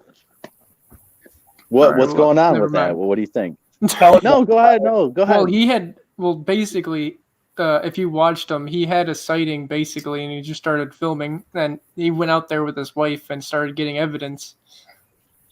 And yeah, they got like a really good cast. It looked like of a big print, a big footprint. Yeah, And they're I also know. getting there's also some audio they're getting as well out there. Yeah, and he's doing that. He's doing the squashing thing now. So Yeah, I think that's pretty cool. yeah, and he's a lot of knowledge with animals and swamps and stuff. So perfect transition for him. But also, he has, believe he had an encounter when he was a kid. But he's in the same areas as them, so yeah. Yeah. And he's a cool guy. I'm sure the Sasquatches get a hoot out of him. But Yeah, hopefully. what do you think about the dog man? And then we'll follow that up with something else that you encountered, actually. Oh, okay. I don't know. I don't really know what to think about the dog man. All I could say is that when we went to Benton Harbor, we were having some weird things happen to us. And then Linda got a picture, or was Sherry, I'm not sure, got a picture that looked like a dog man arm or something like that. It was like really kind of freaky. I don't know. Yeah. It's scariest to me. That's what it is. Yeah, that picture. I think we put it out and stuff. We didn't make a video on it yet or anything, but that place was very weird. It had a lot of activity, and there's supposedly dogman there. There's actually Native American burial grounds there, and a A lot of Native American history there too, which is another part, I believe. But it looks like a big. It looks like it had an arm, and then it looks like it has fingers, like straight up. Wow, very very interesting picture that we got. You actually had an encounter with something that you thought was pretty interesting. You were hunting and stuff. You want to get into that, James? You want me to tell it again? Yeah, tell it, because it's another cryptid that's not, doesn't fit into the Dogman or Sasquatch category, I don't think. It's a good story. Okay. I was hunting last year, and I was just sitting in my blind. It was I think it was around noon. And I was just seeing something I was looking at my binoculars because I was looking for the big buck, and I kept seeing something in the far distance, like a big black object moving from like side to side. And I didn't have a scope on my gun, so I was a little scared. And it just looked like this, like a tree, like a black tree moving from side to side. It was just a little freaky. And then it vanished. All of a sudden, it was gone. Actually, wait, no, that's not what happened. I think I ran away. I think that's what happened. You were gone. Did you say run away? No. I think. Well, I went back That'd to freak the anyone cabin out. and waited till we left, till we could leave. James, didn't you say? I thought you said you might have seen its arm reach out. Yeah, or something? that did happen. And it looked like. What did it look like? Was it a Sasquatch, or do you think it was like something else? No, I think it wasn't a Sasquatch. It was too skinny to be a Sasquatch, in my opinion. But I don't know. It looked like a stick, basically a giant stick reaching around a tree. It actually looked like a tree person or something that was the same color, or super skinny. Stick man. Stick man. Which everybody needs to know. We've officially scared the shit out of Collar Kid, and that's really not a bad word. You can say it on the radio, so it'll pass. We're above PG-13, guys. Now the poor kid can't even go hunting. I went hunting this year, but I didn't see it. So it's fine. I was looking for it. I was looking. In general, it happens every other James. It happens every other year. Look out for next year. Thanks. It's very interesting because then again, there's another thing that's out in these woods that doesn't seem like it was Sasquatch or Dogman. I've seen the rake, is what people call it. At the time, I called it Stickman. I called it Stickman because there was no rake. That term was not created. There was no creepypasta. The only other video there's two videos that came out like a couple months after. Right. It was the Fallen Angel of Spain video, which it looks very similar. It's a naked humanoid creature. And this campsite video where this creature actually crawls behind these kids and makes a sound, and they think it's like the dog making noises, whining and stuff. So oblivious. But real quick, basically, I took my friend out. I didn't tell him we were going squatching, right? But I was going squatching. He was hanging out. We were going to spend the night, and I'm I believe I'm 15 or 16 at the time. It was summer, so I was turning 16. And we went to a different section of woods and stuff. We already got warmed up, but when we went back behind the barn, behind the wire, and we're going to actually go to the cow pastures and stuff, we just noticed this tree was dead and broken at the top, so it was nothing at the top, and we just noticed something didn't look right about the tree. I'm hitting him, and we see something. It's like, what's that? And it's on top of the tree, and it goes down like that, and it disappears, and it comes out, and we're like, what the heck is that? My friend's freaking out. What is that? And it's creeping in, and it comes out, and it's super long, lengthy. Its arms are long. It's bald. I can see its round head. It's bald. It has yellowish eyes, not like self-illuminating bright eyes, but they look yellowish. It looked kind of tan. It was naked. It looked so skinny that if I got in a fight with it, I could break its arm over my leg like a stick. And that's why I called it Stick Man. And it was very, very creepy and stuff. And we actually ended up going inside, telling my dad, and he went out there and he did see it. And he said, you know, it reminded him of like a gray alien type of thing, a humanoid, naked thing out there. And it kept peeking at him too. And he went back inside, thought about grabbing the shotgun, but decided not to. And you know, we lived on that property for a couple of more years after that, so I never encountered that thing again. But there's things out there. Here's a question for you, Mike. Yeah. Yeah, there's people that go through their entire lives and never see anything extraordinary or paranormal or anything like that. And then there's people who go through their lives and they've had numerous encounters. How do you account for that? Do you think certain people are experiencers and certain people have their minds tuned to a radio frequency, you know, like to a different frequency, like dogs can see different light than we can see, or hear different things that we can hear? How do you account for that? Honestly, I don't know, but it could be. Honestly, I've had a lot of encounters ever since I was a kid. I've had UFOs encounters when I was like 5. I looked up in the sky and there was a cigar-shaped UFO with colored panels. Mm-hmm. I've had ghost encounters and stuff. I've had a lot of UFO encounters too when I was a teenager. So maybe I'm not sure, but I know I've seen the Dogman recently. It's like there's a lot of stuff that has happened, and Sure. I don't feel like I'm special or anything like that. I mean, I'm into this subjects. I look into them. I try to know about this stuff, and I'm just out in the woods. So I don't know if people are open to that, if they're marked, like people say. I'm not sure. I think these things are just out there. And yeah. What do you think? If you just go down the rabbit hole, maybe Mm-hmm. maybe it opens it up. I'm not sure. What do you think about that, Josh?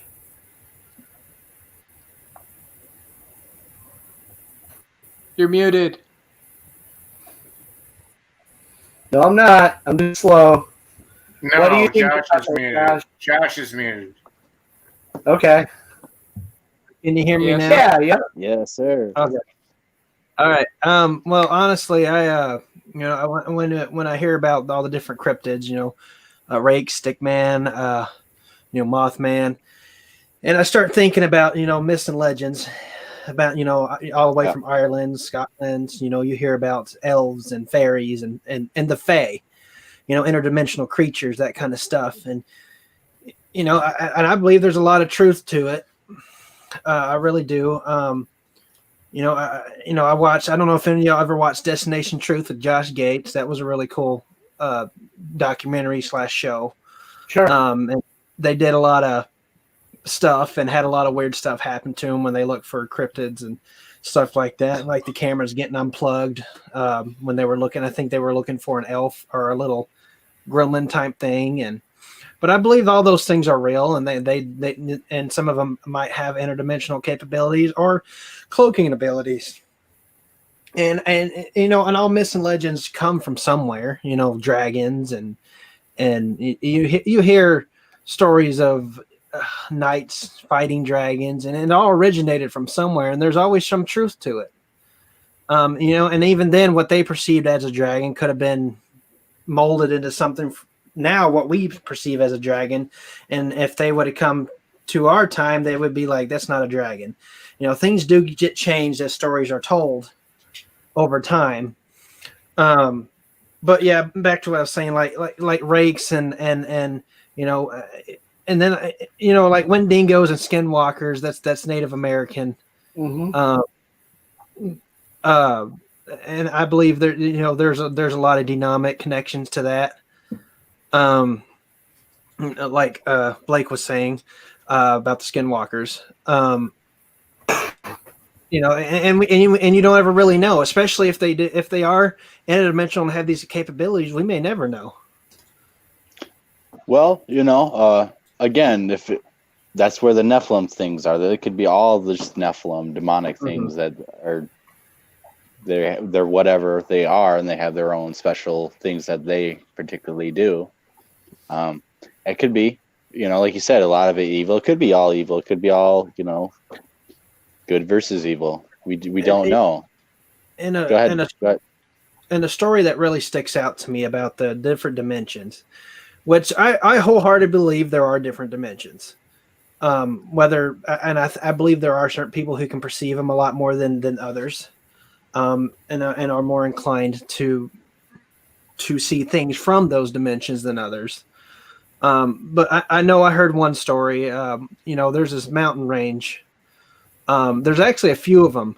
There's one in Colorado, and then there's also one in Washington. But the one in Colorado really sticks out to me, where a guy basically goes up to this mountain range, and the natives always talked about this mountain range as that they had a name for it that basically said a place of no return. That's not the exact term for it, but basically you go in, you're not going to come back out. Right. Anyways, he went up in there, and it's basically, at top of the mountain, there's an X cut into the mountain, a massive, massive mountain. And you come in, and he immediately didn't know where he was. Lost, got disoriented, didn't know where he was. So he kept walking out one of the other exits, and he said when he looked around, he was not where he had started. He was in a completely different forest. He could see a river flowing through. He could see there was these really small creatures sitting at a table talking to each other next to this river. And he could see all this. And they ended up looking at him, and he ended up looking back. Well, he was staring at them anyways, but they ended up looking at him, and he got a little scared and basically turned around and walked back out the way he came in, or through that one little canyon, and was right back into the mountains. He was no longer in this forest. And when he had looked at his watch, it was 30 minutes before he had entered into the mountain. And that kind of stuff really tells you that there are other dimensions that there are possibly other portals that you can enter to get into these dimensions. That I believe the natives know a lot about these portals, especially when I've spoken to a lot of them. I've spoken to some natives in Arizona and some in Colorado as well, and they can tell you a lot of really cool stuff. Damn it! Oh yeah. But they do believe. Some, not all. I'm not going to say they all believe, but they all have different beliefs.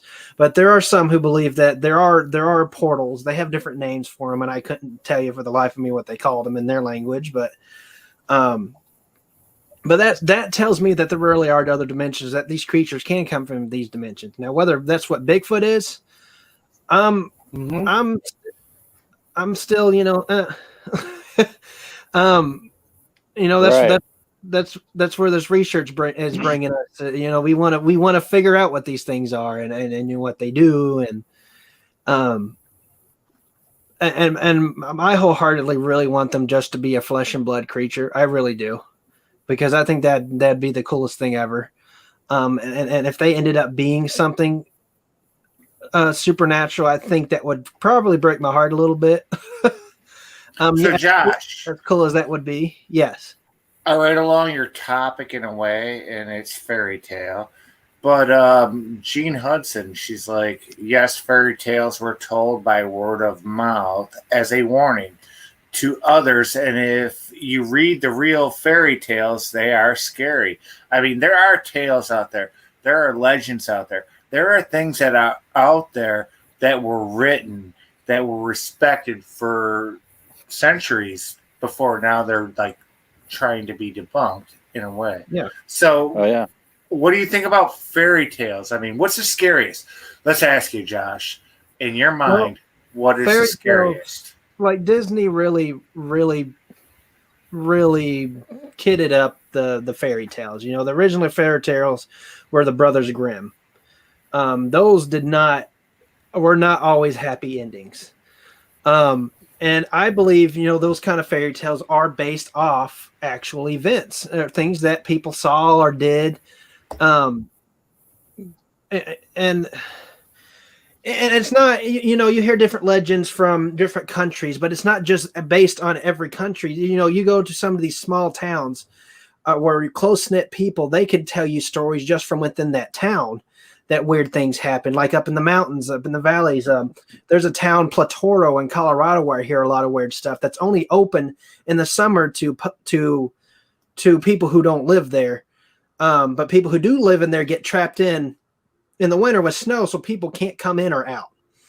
And they can tell you some really weird stuff that happens in the winter when there's not many people around. You know, and so it's not just fairy tales that, you know, you're hearing about a lot of these creatures and beings. And if you read up, you can actually match up a lot of accounts with some fairy tales.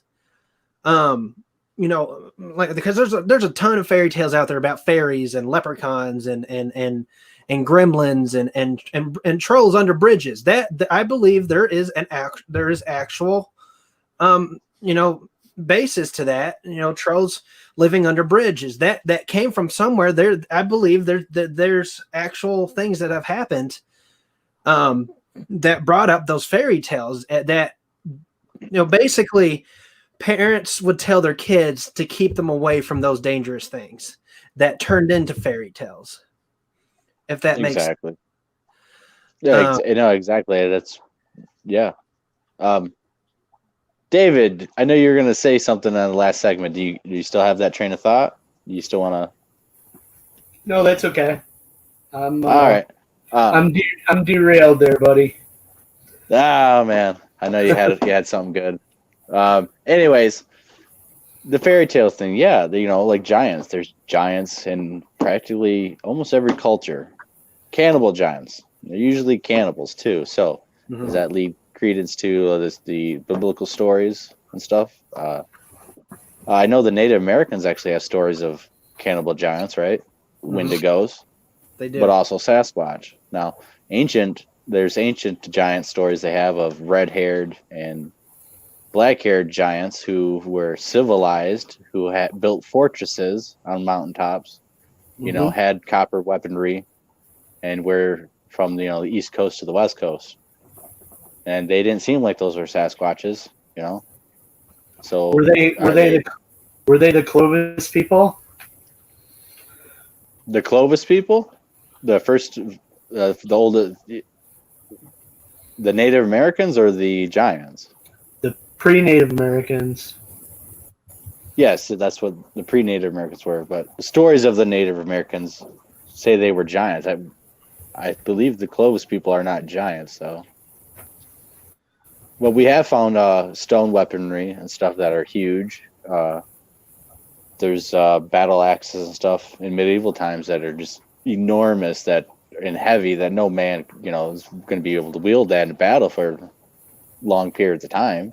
Even Romans have stories of you know, people from Germania being, you know, like 8 foot tall and used as bodyguards and stuff. And I'm going to get a little off topic here, unless anybody has. No, anything. go ahead. Let's. Yeah. You know, back to the fairy tale thing. You know, a good example is dragons. People are going to think it's a little silly, but you know, the Chinese and the Japanese, they believe these things are real.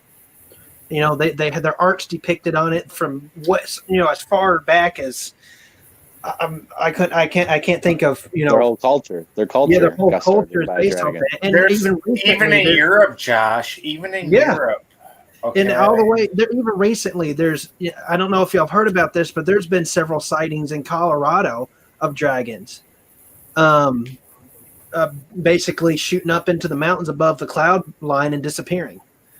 Or a couple of them. I say a few, but it's only been a couple. You know, Thunderbirds.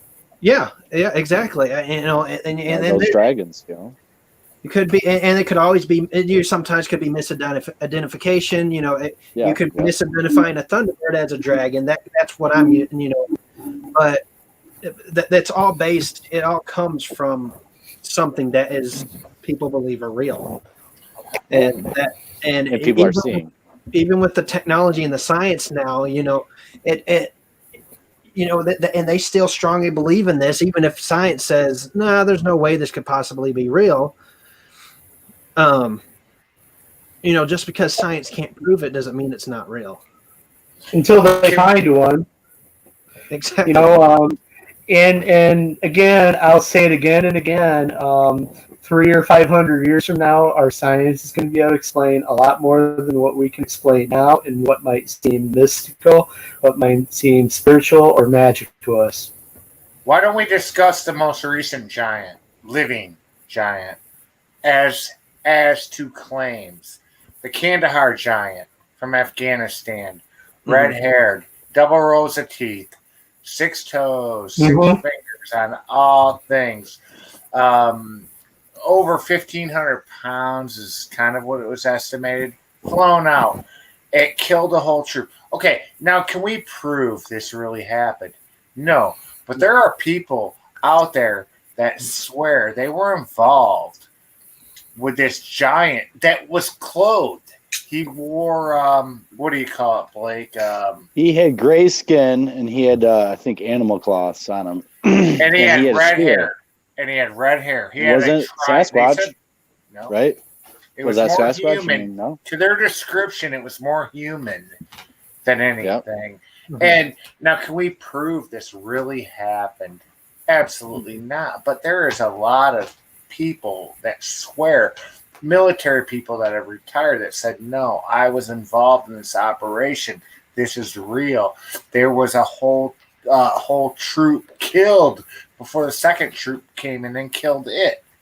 And there was only one of them, according to the reports, flown out by a helicopter, flown to Ohio. What's the base in Ohio there, Dave?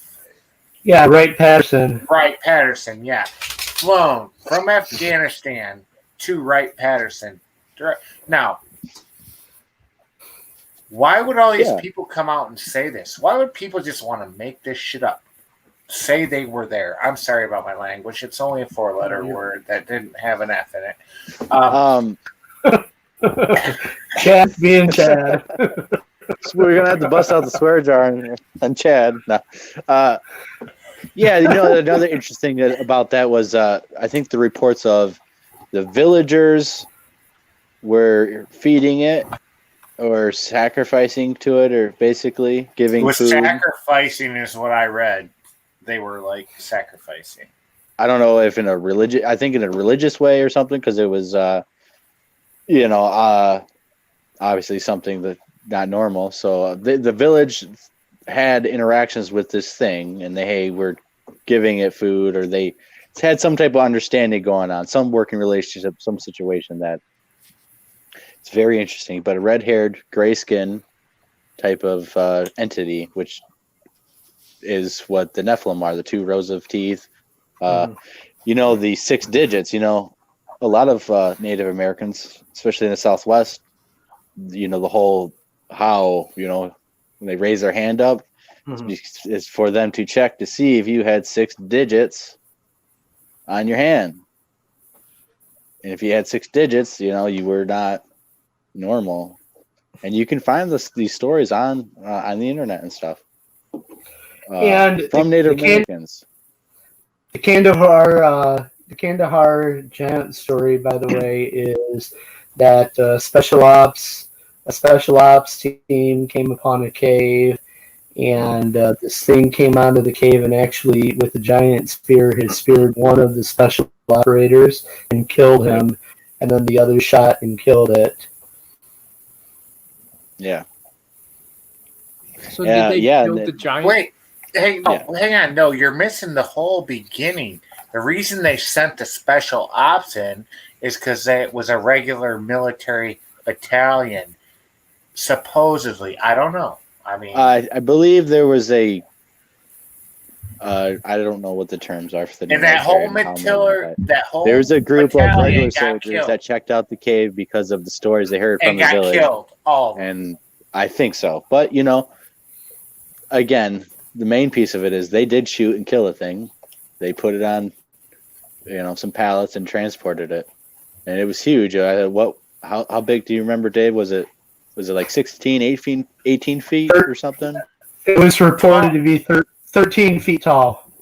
13 feet. Okay, I thought it was bigger than that, but 13 feet, that's still pretty big. Bigger than that. It's Sasquatch range. That's 2 of me weighing 5 of me. Come on, think about it. Yeah. It doesn't seem big until you see something that's that big. Dave, what's your opinion on that? What do you think it was? What? Definitely, I think it's a throwback of maybe a human subspecies, again, held over from the Ice Age, long ago. I think the fact that the military encountered it, and if there was a soldier killed and speared by the thing, I think that the military would have killed it. They would put it on a pallet. They would have sent it to, and again, Wright-Patterson would be the right base to go to, because that for the entire Afghan war, and I lived in Dayton, was the logistical hub of the U.S. military, pretty much in America. So if it's going to come to America, probably went to Wright-Patterson Air Force Base, and to load this thing up on a pallet and to study it. Basically, it would never be seen again. Now, I'm aware of an extensive underground set of facilities at Wright-Patterson Air Force Base, and just consider, they have nuclear weapons and stuff. Where do you store those? Yeah. You store those deep underground, right? So they have deep underground facilities at that base as well. So my belief is taken to one of the deep underground facilities in the base and studied. Yeah, and kept quiet. Yes. I think that they probably, the government and all that, they probably encounter a lot of things out there, and they probably have a lot of things that they already know about, and some things they probably don't. And who knows? Like I said earlier, maybe they have treaties with like Bigfoot and stuff. Interactions if they're more civilized and stuff. Notice how late this came out, though, Gabe. I mean, Blake. Oh, fuck. I mean, notice how late this came out from when it happened. Notice all these people are retiring and they're coming out with it. It didn't come out when it first happened as much as it has now with people that claim to have been involved. Now, it's been around pretty a while, and it spread through the military first, though, too. The regular average Joe's guys were saying it. The incident was reported in 2002. It's happening in 2002, and you add 20 years in and out for military retirement, 20 in, 20 out, to that, and you end up with stories being told with people now in Afghanistan about weird things that had happened in the mountains and whatnot. Yeah, because those mountains are as old as time, and a lot of ancient history too. There's the death worm. What, Josh? Go ahead. The death worm. The death worm. Yeah. The people out there swear up and down that thing's real, but every time they go look for it, they don't see it. But the natives there, they say that it has to be a type of year, and they only come out right after it rains and that kind of stuff. But they wholeheartedly believe this thing is real, and they truly fear it. That's I think that's real. You know why? Because it lives underground, and there's so much underground that we don't know. Like, we know the oceans a lot more and we don't know squat about the oceans. Yeah. We know that 100 times more than we know about what's underneath of us. So, yeah, exactly. The movie Tremors. Yeah. Yes, that's what it goes back to. But- That's right. Exactly. Here's another thing. There's cave systems of the earth. Water makes caves. There's a lot of karst topography and landscape. That whole thing is very unknown to scientists still. Blake, Water that goes into the earth, and where does that go? Those channels, those caverns, all of that. So there could be a lot of animals, cryptids, and whatever else down in these subterranean worlds. Well, I know, like Mammoth Cave on the way to Tennessee, that they're constantly finding tunnels down there constantly. That thing's huge. It is. it's never been fully explored. Mm-mm. Exactly. You could literally, and some say it's an entrance to Hollow Earth or the subterranean world of these caverns made by water. The Hollow Earth theory is that there's actually a star, or the center of the Earth is a star type of thing, and there's civilizations and forests and all that. Mhm. But Subterranean. Now, if it was regular karst system caves and stuff, there still could be species and things that could evolve. And The South Bigfoot Pole cryptids. alone. Why was Hitler so interested in it during those times? Why are we so interested? Why is it so secretive? I mean, come on. There's There's a lot of there's things like reports that. of people, like we said, have retired and came out and said, man, there's something going on here. There's underground bases. There's alien life forms. Let's go back to alien. There we go. Sorry, guys. one Dave, what were you one gonna thing say? one thing I want to say before we go to the alien Antarctica question is that with your comments in regards to there being karsts and stuff with water flowing into the earth, I firmly believe that there are oceans under the oceans with openings, that we have cryptids, that we have prehistoric animals that still live and survive today and sometimes find their way out, and that very much is going on.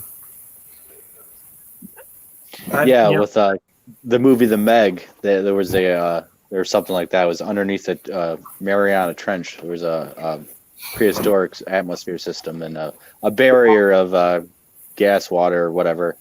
But, Yes. yeah, I believe the same thing. Yeah, and in these ancient caves and stuff, And whatever's been around from that is still living in those caves, because those caves have not changed that interaction from humans, at least.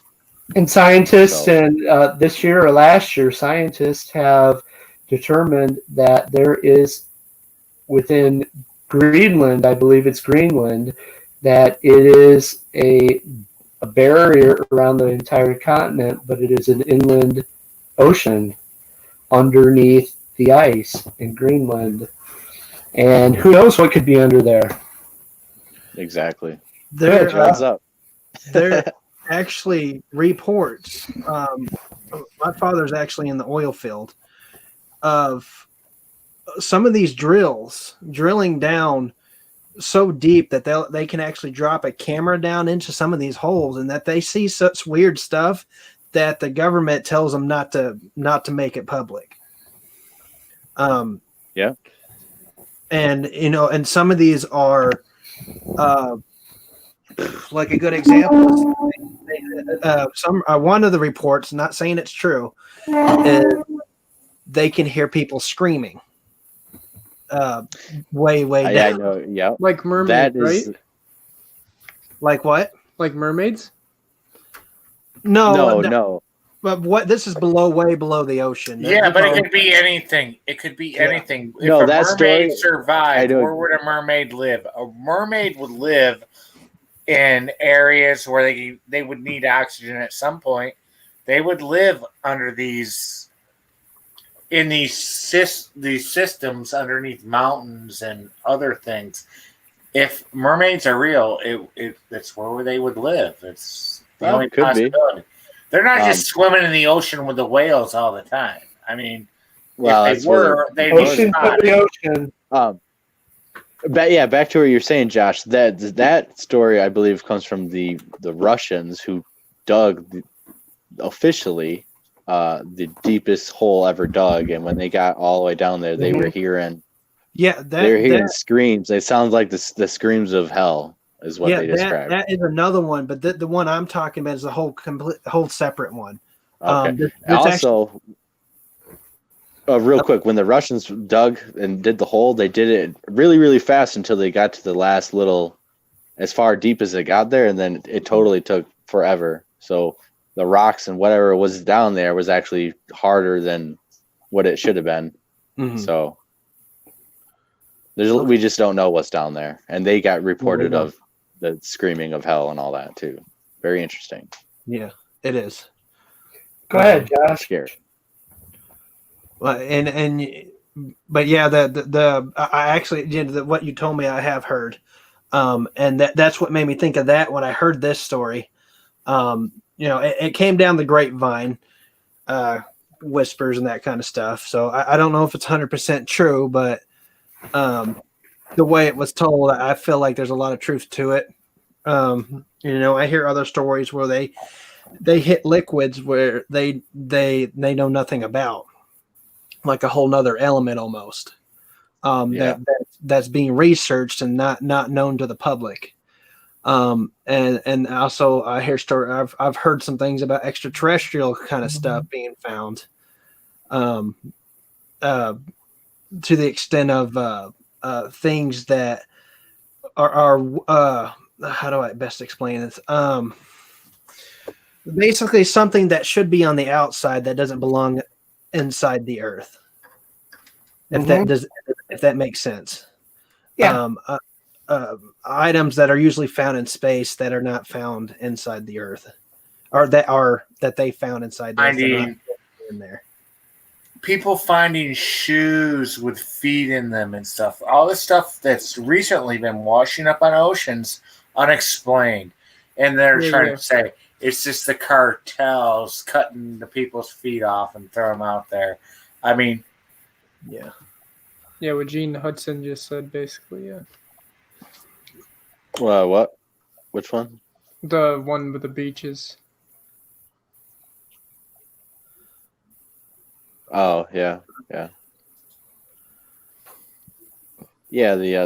feet and all that. Could be serial killers. Could those be big weird. There's been videos out there of like the weird sea creatures that pop up on. Oh, the carcasses and stuff. Yeah. There's a video. I'll get it uploaded next time we have a discussion. But there's a video of a lake monster here in Lake Huron, and it's during a storm at a lighthouse pier or whatever, and it washes up, and it's huge. It's long too, and it's looks kind of like an eel or something, but it's massive, and it goes, and it was caught on a outdoor camera. So I'll get that video for next time. But we're going on almost 2 hours and 20 minutes, guys. How do you guys feeling and stuff? I'm feeling good. We're just starting to get into some good stuff. I know, right? I'm gonna give my opinion. I'm thinking a show should only go so long. Documentary 3 hours, yeah. A show. We did good, you guys. All right, let's wrap it up. I mean, all right. It's almost 11:30 here, and Chad, what's the last little comments and things you guys got? Hang on. What, David? Chad, I do want to hear about your alien theory next time. We'll talk about it again. I have a lot about it, and we have a lot more things to talk about and discuss. Yeah, guys. We sure do. We hit some pretty good topics, and we could hit and keep going on those topics too, because there's still a lot more we didn't discuss, and it's all fascinating. And that's what makes this round table so interesting. And if we had more questions to ask, come on, people. If you want to know, invite people to us also. I'm Chad being Chad. You know that. Stop. You're Chad being Chad. Calling people out like he's, Quick Madraw in the cowboy area, Glad I got you guys to settle me down. Yeah. But, this was very fun, guys. I can't wait till we do it again. And we'll have some guests here next week stuff. And anything else you guys got to say? I know. Again, I would say definitely go to the Lost Cryptids Conservatory on Facebook. Join us. Join us in our adventures. We're on YouTube as well. And the definite shout outs that we gave earlier in the show. But check us out. What were they? Wait, Dave. What were those shout outs? Do them again. Let's do it one more time. Come on. Name them. Oh, come on, dude. No. All right. First one is Chuck Sutherland, Bigfoot and Paranormal Studies. Hey, Chuck. How's it going, buddy? Val, who is Michigan Bigfoot Research and Data Gumshoe Guy. And then we have the Michigan Sasquatch Project by Mark Hearn and then Bob Daigle as well. Go ahead with any others there. The Michigan, is it Sasquatch Aboriginal or something? What's the Aboriginal? Michigan Aboriginal Project. Yep. And who is that? Who does that one? James Lady. James Lady himself with some great audio. And we got the Caller Kids channel. We got the Hide and Seek Archives. Why don't we let Caller Kid Tales and Trails with Steve Brooks. He runs a great group there. Michigan Sasquatch Experience, that's Linda, right? Linda's group, and a great Michigan one. There's a lot of them, a lot of good ones. Bigfoot Odyssey, Sasquatch Chronicles, Bigfoot Okanagan. He's Leon. He's a great guy. Very Leon Thomas. Leon Thomas, and definitely want to give a shout out to Leon. Yeah, man. Yeah, Leon's a good guy, man. He's like a lot of people. Totally Go ahead. He's totally critical, and we like that. We like his.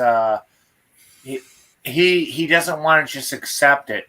He wants more, and that's what we all need to thrive for. But then we got Caller Kid here, man. Don't leave his. Come on, Caller Kid. Wait, what's up? What's your channel, man? Shout out, buddy. It's Caller Kid, man. Caller Kid, what's your channel name? Caller Kid. Caller Kid. There's a lot of people. There's a lot of people in channels that we're not mentioning that I watch. We all watch, and we all support. And we're friends with them all. It's awesome to see what everyone's doing. So keep up the great work, guys, and thank you for everyone for watching our stuff. We really appreciate it, and that's about it, guys. So have a good night, and thanks again for watching this program with us. We'll be back soon. And have a Merry Christmas, guys.